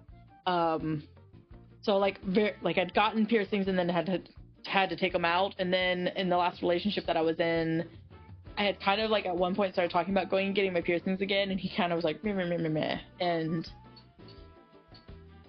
I'm stupid and didn't just do it. So the second we broke up, I was like, I'm getting all of my piercings back plus an additional one. And that poor piercing artist was like, are you sure? Are you sure? Like, are you okay? Like 3 times he asked if I was okay. I'm like, okay, well, we're gonna stop for now then because I'm making this dude nervous. Oh, dang. Like, I would never got one. My one's just the eyebrow piercing. But my one funny interaction with that, because like being a dude and sitting at the airport, this family of like girls of various ages with their dad, and one guy's like, that guy's got an eyebrow piercing, and he just looked at me and was like, and the dad was like, I'm so sorry. I'm like, oh, that's fine. So got that pointed out to me at one point, but I don't know if I would ever get it. I did the date, which I probably would not. I ran into, with a friend we were working, and we ran into a piercer that was at I don't know how to describe it. It's like a flea market. I don't want to give myself the location, but a flea market that's kind of like, not really like a traditional flea market, but it's like a building one. So like, it's called a flea market, but it's only open like certain days. And we're like, we talked to this piercer, and we're like, well, how much would you do for nipple piercing? He's like, and he's a dude, so, but he was like, I'll do it for free because I need to practice. And we're like debating this too. I was like, we'll get back to you on that. So, did debate that for like a couple hot minutes, but then I was like, nah. But I don't know. Like, but yeah, piercings are very interesting too. Like, even like, I had this fallout one time, and I was like, all right, it fell out, and then of course when like one of the rod, like the rods doesn't have anything on it, you go to sleep and like later like it's not there anymore. So we're in the fall. So I had to get that re-pierced. So my extent of that. And then my mom also, again, my mom was a very traditionalist of the family. She's like, what is that in your eyebrow? Then can you take it out? I'm like, Mom, no, I can't take it out. But yeah, it's interesting just to talk about, I guess, piercings and body art. I feel like, and do you guys feel like it's been more normalized now? Because I feel like before, Yes. Yeah. it definitely, 100% yes. yeah, definitely was taboo to show and everything. Even just like when I was a teenager and I had my nose pierced, I would get so side-eyed from like all the little old ladies and everybody. Like people would give me the nastiest looks. And like I said, I had a job that made me take my nose piercing out every time I came into shift. And it hadn't like fully healed, because this takes longer to heal than people think of. Like this takes at least 3 times as long to heal as an ear piercing does. And so it was like kind of painful taking my piercing in and out all the time, which is why I just eventually just said screw it and left it out. But now I work in like an office setting, and half of the women that I work with have nose piercings. That never would have happened like 10 years ago. Absolutely not. I'm still more pierced than most of them, because like I have this one, and like I did get, when I got the oh my god, what, I forgot what this is. Septum. When I got the septum piercing done, I specifically told him to give me a ring that I could like tuck up and hide, because it's still not really like, not every office or work facility is cool with it. The place I work currently is cool with it, so I wear a lot of like blingy septum rings. They're being cleaned right now, so I don't have them right now. But I'll wear more of those at work, but like not everywhere can you get away with that, even today. And like this being a ring and not a stud, there are places that would make me change that and only allow studs, because a ring is a bit too much.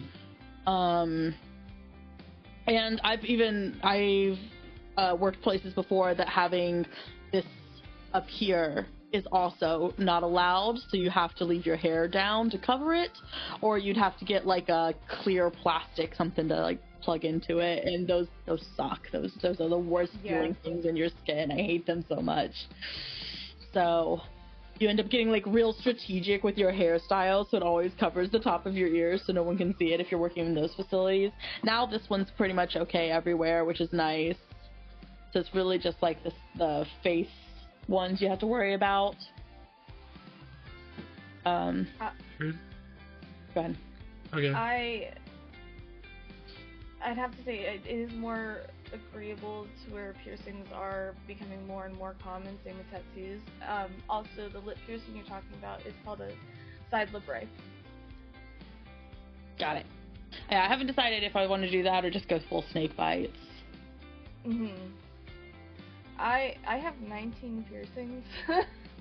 I have a lot. I've done most of them myself though, so that's a problem. I have a stud and a hoop in my nose, and when I worked at Forever 21, actually down in California, because I was closer to the original store, we had rules that were more strict than other Forever 21s. So it's like I couldn't have the nose piercing, even though literally like everyone had it. And then after that rule went away, literally everyone had facial piercings, tattoos, and all nine yards. But it's like, it was at Forever 21. They're like, no, and I'm like, you're not.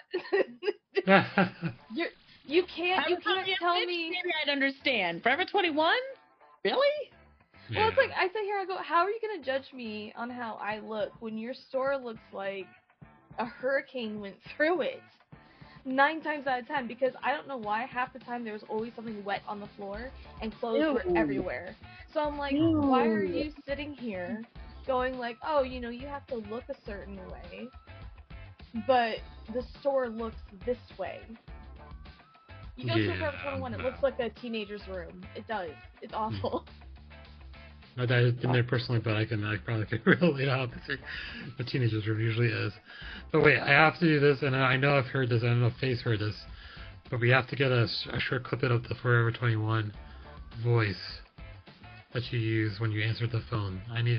We just need that for posterity's sake, so Faye can kind of hear how this sounds. Oh my god.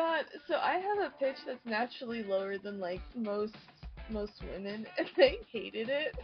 They're like, your voice is too deep, and I'm just like, all right, what do you want me to do about it? They're like, you sound sad. You need to be like more upbeat. And so I'd answer the phone. I'd be like, thank you for calling Forever 21. This is Keely. How can I help you? It was awful. I hated it. But constantly, they're like, yeah, you just need to be upbeat when you greet people. And I'm like, no. Most people don't want me to greet them. Most people want to be left alone. And it was part of our obnoxious training that we had to be like in their faces. And they could tell by looking at the look on my face. My words said one thing, but my face said, please save us both from this experience and tell me to go away. I also worked in customer service for many, many years, so I recognize the soulless voice. The soulless voice, yeah. The soulless smile. There's a customer service smile. There is. Like, your eyes are dead. Your eyes are dead. It's nothing. But yeah. It is the most vapid smile ever. Yeah, I can imagine. I did work a lot in customer service too, and like the one worst experience I did have, it was like totally not related to my voice or anything. It was like the guy was like, "What is this music you're playing? This is shit," and goes rants off of me, and I was just like, "Okay, thank you for letting me know." I was like, what am I going to respond to this? And then the funny thing is like my coworker was like right around like a bookshelf on the other side, just like laughing because I was just getting reamed for the fact of like the poor choice of music we were playing while you were browsing books at a bookstore. Who knew? But oh wait, Himiko said where did you guys work together? We did. We worked at a kitchen store together. It's since shut down because they downsized, but I'll be honest, when I walked into the job and I saw Himiko's face, I have a hard time recognizing certain facial expressions. And so when I waved to her, I didn't realize she was seeing through me because she was working with a customer. And so when I waved for my interview, she ignored me, and I'm like, oh, she hates my guts. That's fine. And then the next shift that I had where I really worked with her, like worked, it wasn't training and stuff, it was Black Friday, and I'd just come from Under Armour, and I'd already worked a 10-hour shift there, and I came over to their store, and I joked about taking a nap in the paper cabinet, and so I crawled in there and literally dozed off for like a second, and she has a picture of me doing that, and that's when she goes, this girl's weird, we're gonna be friends. And then I learned from that point forward Himiko's customer service base when she was annoyed. She has resting bitch face like I have resting bitch face. And when a customer, because we worked at an outlet mall, there are certain customers that come to outlet malls where they're like, discounted this, discounted that, discounted everything, and it's like you have to have the booklet, the little booklet that the whole mall is plastered with in order to get those coupons. You don't have the booklet, I don't have a coupon for you. It was constant harassment over like getting prices lower and lower, like we were in a bartering system. It's like, no, that's not how that works here. We don't make the decisions on prices, we don't make the decisions on sales or displays or anything. We get the idea from head office, and we just try to put it together as best we can. That's it. That's how this goes. But we worked there for a couple years. Yeah, a couple years, and then I went to actually go work with Cowboys after that. Gotcha. But you need to hear Himiko's customer service voice. Like same with stream. Go to Himiko and he's like, oh, let's hear the voice. But yeah. Yes. Alright, so I think we can wrap the second episode. We're now to Faye if you did the homework. I did my homework. Okay. Oh, the guy that didn't drop his... Wait, what? The guy that didn't drop his bag in quotation? That really wasn't funny. Did you just see Keely fucking respond? Immediately she goes, ugh. Oh yeah, I saw I it. bought a thing of dishes, left, and came back with them broken, and he goes, I dropped my bag, and I'm like, okay. do you need to buy more dishes? And he's like, no, they broke. And I'm like, okay. So he goes, so I need to return them, like, because they're faulty. And I'm like, you literally dropped it. And he goes, I want to speak to a higher up manager. And I'm like, okay. So he got Christine. I'm like, so he totally just told me he dropped his bag, but he's gonna tell you that he didn't drop the bag. And so she came out and she had to deal with him, and he fought with us for so long over the fact, he goes, well, I didn't drop my bag. And I'm like, don't you gaslight me. Don't you gaslight. You flat out told me that you dropped your bag and that's why your dishes broke. Okay? It's like, I wrapped those dishes. I know what goes on in those box sets. I know what happens. You have to drop it because it was Corel dishes, which either they survive the fall or they turn into glass confetti. There's no in between. And it just, oh my god. And the little old lady that came up next after him, she's just like, I can't believe you guys have to deal with that. She was in disbelief. Man. We got customers like that all the time. It was awful. But yeah, the dude who didn't, oh no, it was Pyrex. It was Pyrex, not Corel. But yeah. Oh wow. Okay. Was it the stovetops? Well, whatever it was, he dropped it, and it was stupid. Dang.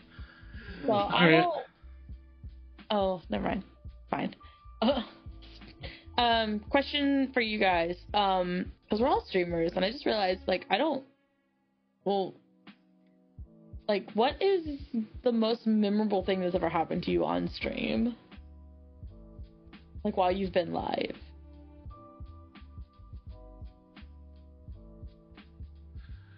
Do you have one or no? I need to think a second. You think a second? Well, I think the one I think was memorable because I was doing it for a while and I wanted to get people, like 1 or 2 people or 3, like what's up individually. But then like the first time when someone dropped 5, I was like, whoa, what's going on? I was like, wasn't expecting that generosity for someone after streaming for a bit. It's like 5 subs at one time, and I was like, that just like flabbergasted me because like I know, like, you know, if I get individual people say, hey, you know, I like the stuff, I'll subscribe to you, but then someone to randomly just show that generosity surprised the hell out of me the first time that happened. I wonder what that's like. What are you talking about, Faye? What are you trying to say? You know exactly what I'm talking about, sir. Oh, dang, okay. Well, you know, chat, Faye doesn't take that well to being gifted subs. So if you go in their stream and gift her like or I think for me it's usually the one interesting thing, or the one thing I can never like not let slide, is a hype train. So when a hype train is like on the verge of happening, I have to kind of like push it off.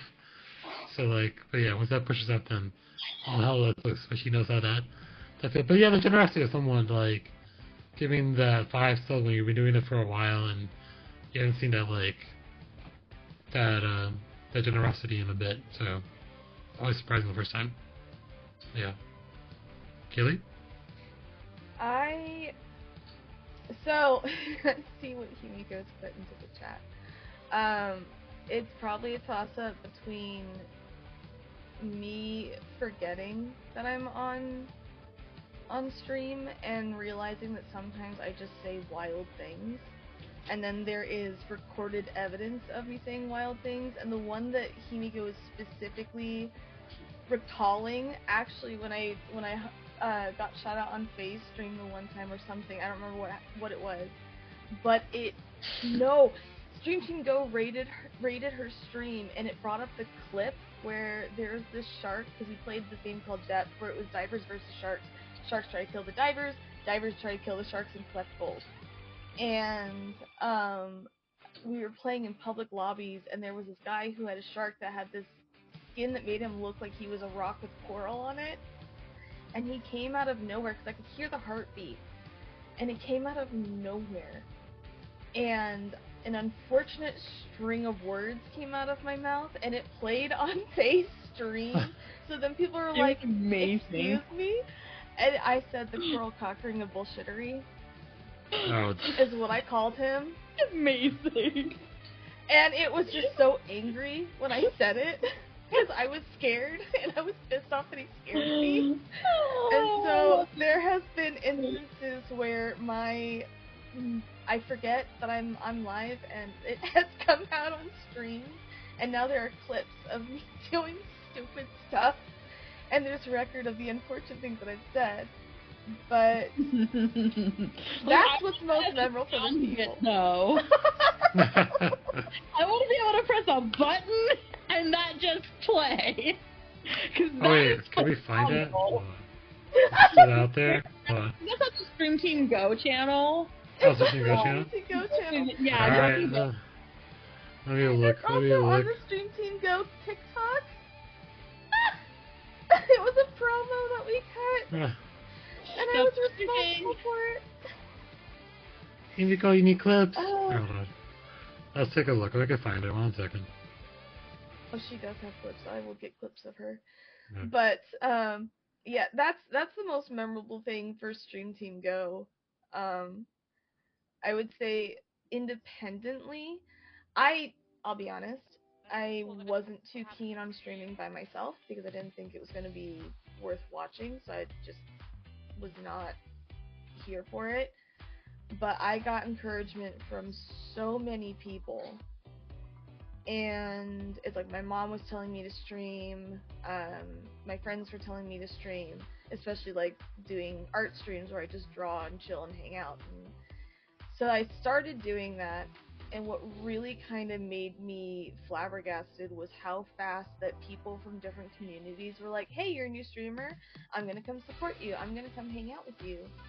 And it's like, even like Faye rated me on my first affiliate stream.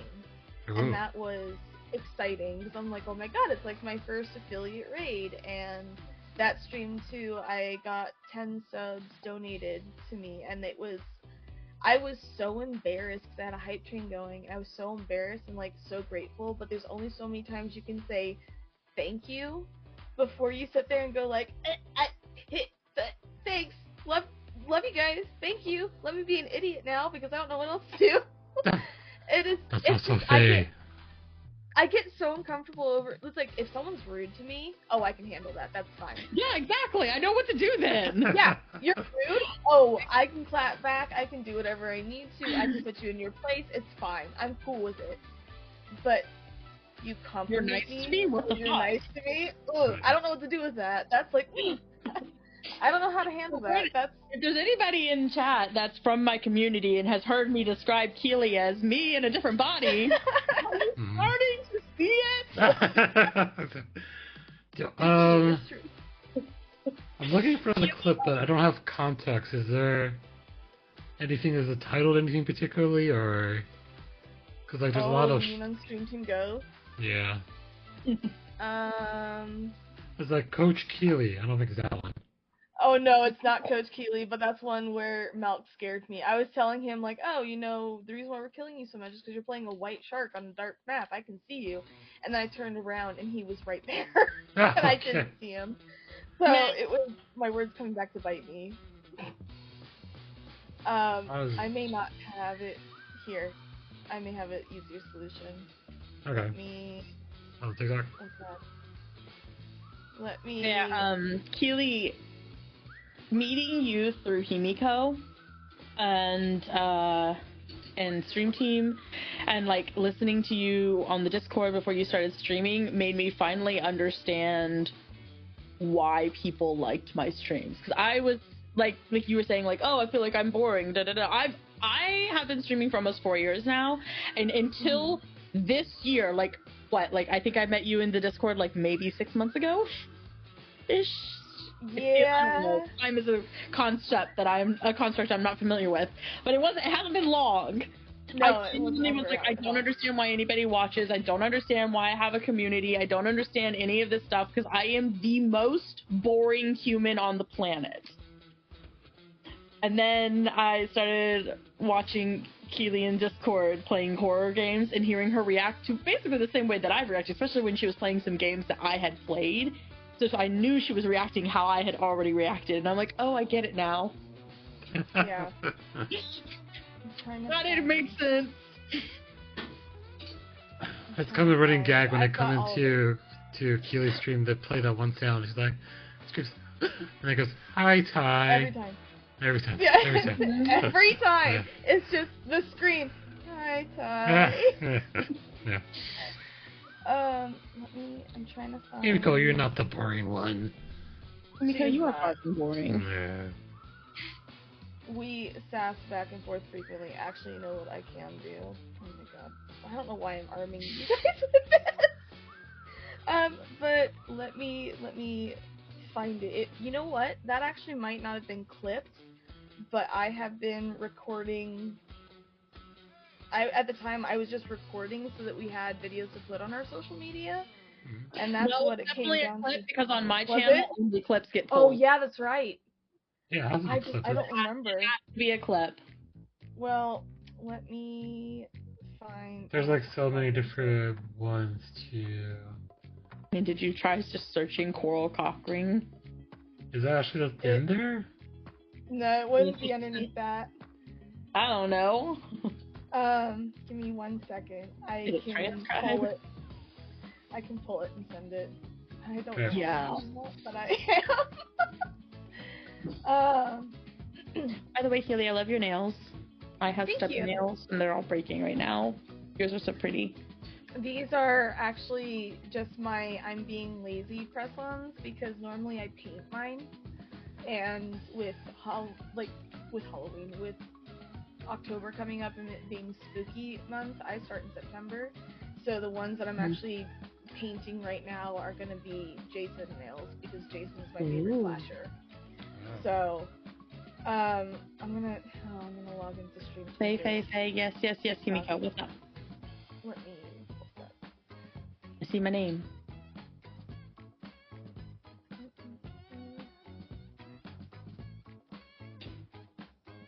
Okay. You're looking for this clip, chat. If you're listening or Yeah. anyone is trying to figure out where this clip is. Oh yeah. You have I can- glow in the dark yarn. That is amazing. I love that for you. That is so great. It's actually really cool. It's really cool. Oh yeah, that's just awesome.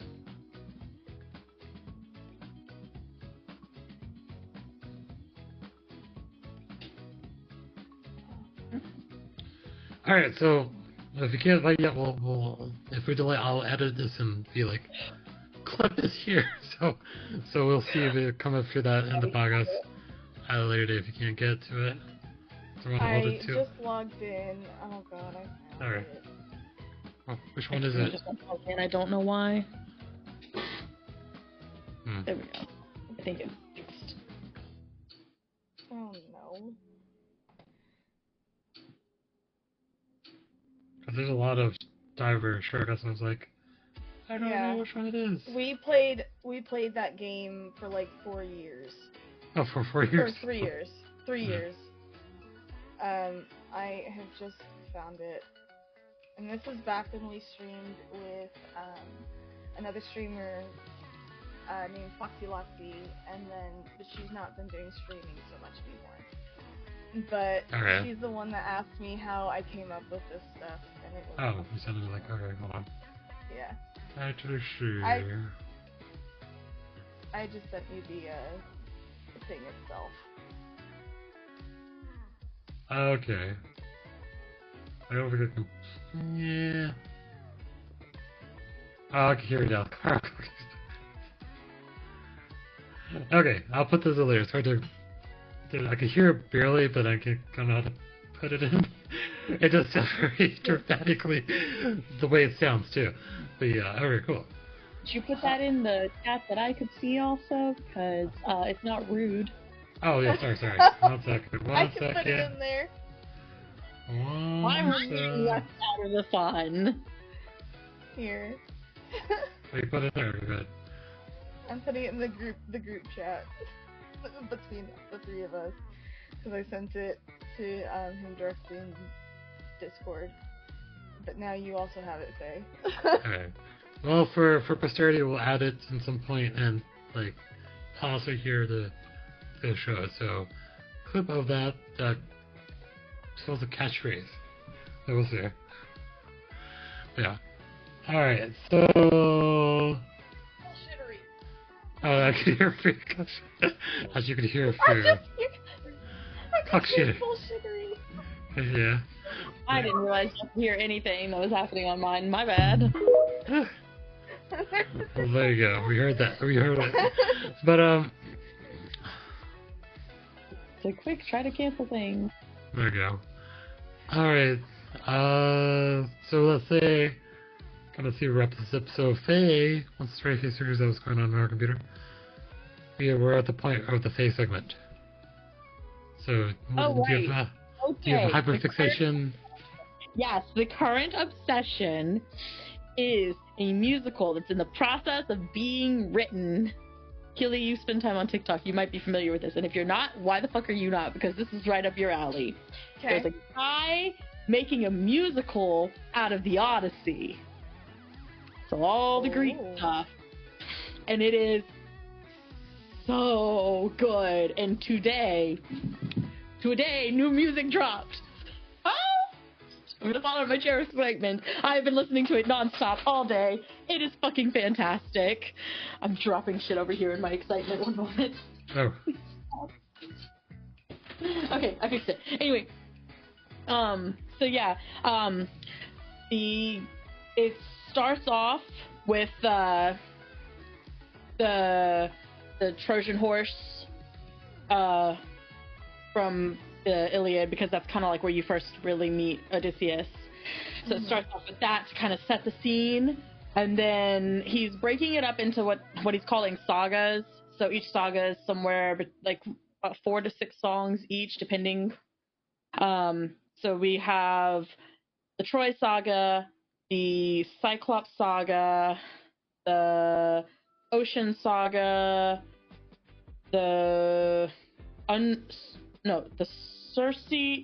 Ocean, Circe, Underworld, Thunderbringer, and we just got Wisdom. Okay. It's so good. Keely, I need you guys to listen to this, and then Keely specifically, I need you so that we can nerd out. You're going to love it. Do you have Is like... one of the songs "Get in the Water"? That is an unreleased song. We've only know like a little bit of it because he put out a portion of the song because he was doing a casting call for the part. But yes, that song is from it. Okay. It's that particular song is not in, like, it hasn't been released yet. Yeah, but that's the project. Yep. That's Okay. the same project. So Okay. you're at least vaguely familiar of it. Link context user? Yeah, I'm gonna get you the link to the official playlist. Just give me a moment. Okay.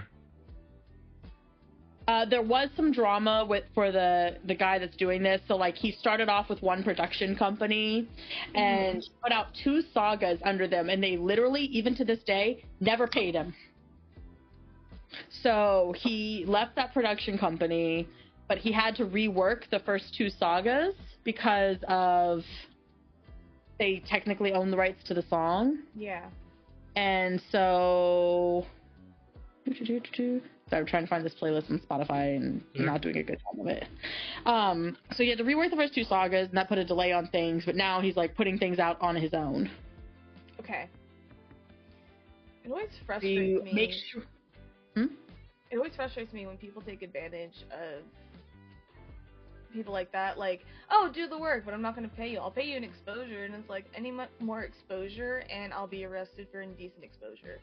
Like, exposure doesn't pay bills. That's just ridiculous. So this is the official link on Spotify that all of the money goes to him and the people that are cast. Okay. As the different, because he actually does like he does like full casting calls and like actually casts different people to play the different parts. So it's like really high production value. Dude's fantastic. And I need someone to nerd out on me with this because like this thing just dropped today and just like I was listening at work and I was like biting my fist to try to not cry at one point. Oh wow. Because I was that like Jorge chose violence. He chose violence. It was not kind. So good though. So good. 10/10 recommend across the board. All And you can right. follow him on TikTok. I'll take a look. I'm here for it. I grew up with going to the theater. My godmom, my very, very, very first, and it's stereotypical, but my very first show was Wicked. Mhm. And we were at the place where they had the dragon come down, or the digging his hands apart. So that was an amazing experience. But pretty much, so jealous. We used to go to Shakespeare in the Park all the time too when we lived down in California, because there was this one place that said that. So musicals. She's also an ex-opera singer. So I grew up with that kind of stuff, and I love show tunes. They're like my favorite thing, especially when I'm cleaning. Weirdly enough. Mhm. Yes. Listen to this. Message me after. Okay. Well, there I you go. absolutely will do it. Alright, is that it, Faye? I assume that's it.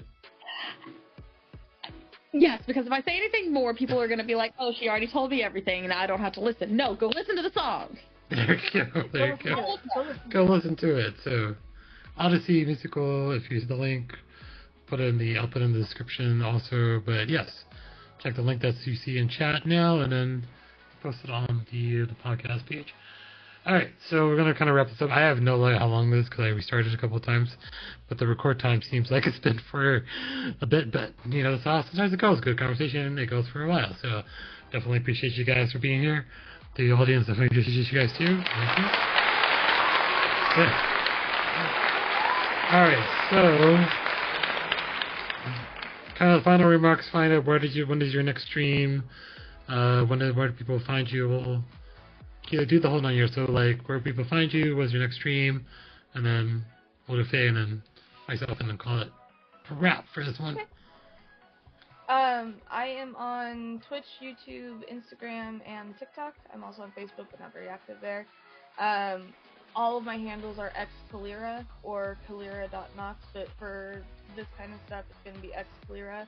It's pretty much streamlined all the way across. If you do go to my Twitch page, it has a link to my link tree where you can see everything, as well as my website for my clothing that I do. And actually new stuff is going to be added into it, given the fact that I'm going to be going to an event with Team Eco. I've been working on polishing my jewelry making skills, so I'm making a bunch of goth jewelry, so that's going to be a thing. But that's all new stuff. I'm going to be streaming tomorrow with Stream Team Go. We're going to be going from 1 to 5. We're doing Outlast Trials, so if you want to see us suffer in Outlast Trials, come say hi. We stream 3 ways. It's Ash K, myself, and Stream Team Go, but mostly I do a lot of my variety streaming with Stream Team Go, and Ash K is with them as well. But other than that, I'm around. I'm trying to get on a more regular streaming schedule. It's just with this event that I'm going to. It's on the 14th. I've been crunch time getting things ready, but you can come join me for variety streaming, drawing, or horror games. Nice. Faye, next stream. What is your next stream, and what's going to be? Next stream is going to be Sunday morning. Probably going to be playing a spooky game. We'll see if I change my mind on Sunday morning. Sunday morning. Okay. As always, most of you find me on Twitch. I do have a TikTok. I don't post to it very often, but if you want to see more of my cat, TikTok's a great place to get stuff like that. Yeah, I don't really reuse my socials. I need to get better at it. Keely, give me social training. I'm awful at it, but I will do my best to help. Okay. Alright, and lastly, not least, we are typically broadcasting on all 3 platforms at the same time, but my computer can't handle Stream Together and YouTube, so apparently I can do 2 out of the 3. So, but yeah, next stream will be on Sunday for Tarkov morning, early morning, so come right catching you around. Other than that, typically, you know where to find me. So if you're here, you already know where to find me. So we'll leave it at that. Thanks again for you guys being here. Appreciate both of you. All right. Thank you for having me. Oh, thank you for being here.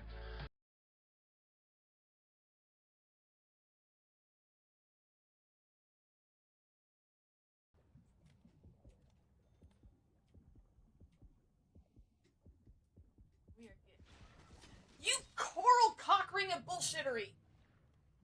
I think we need to clip that one into a promo. How do you come up with this stuff?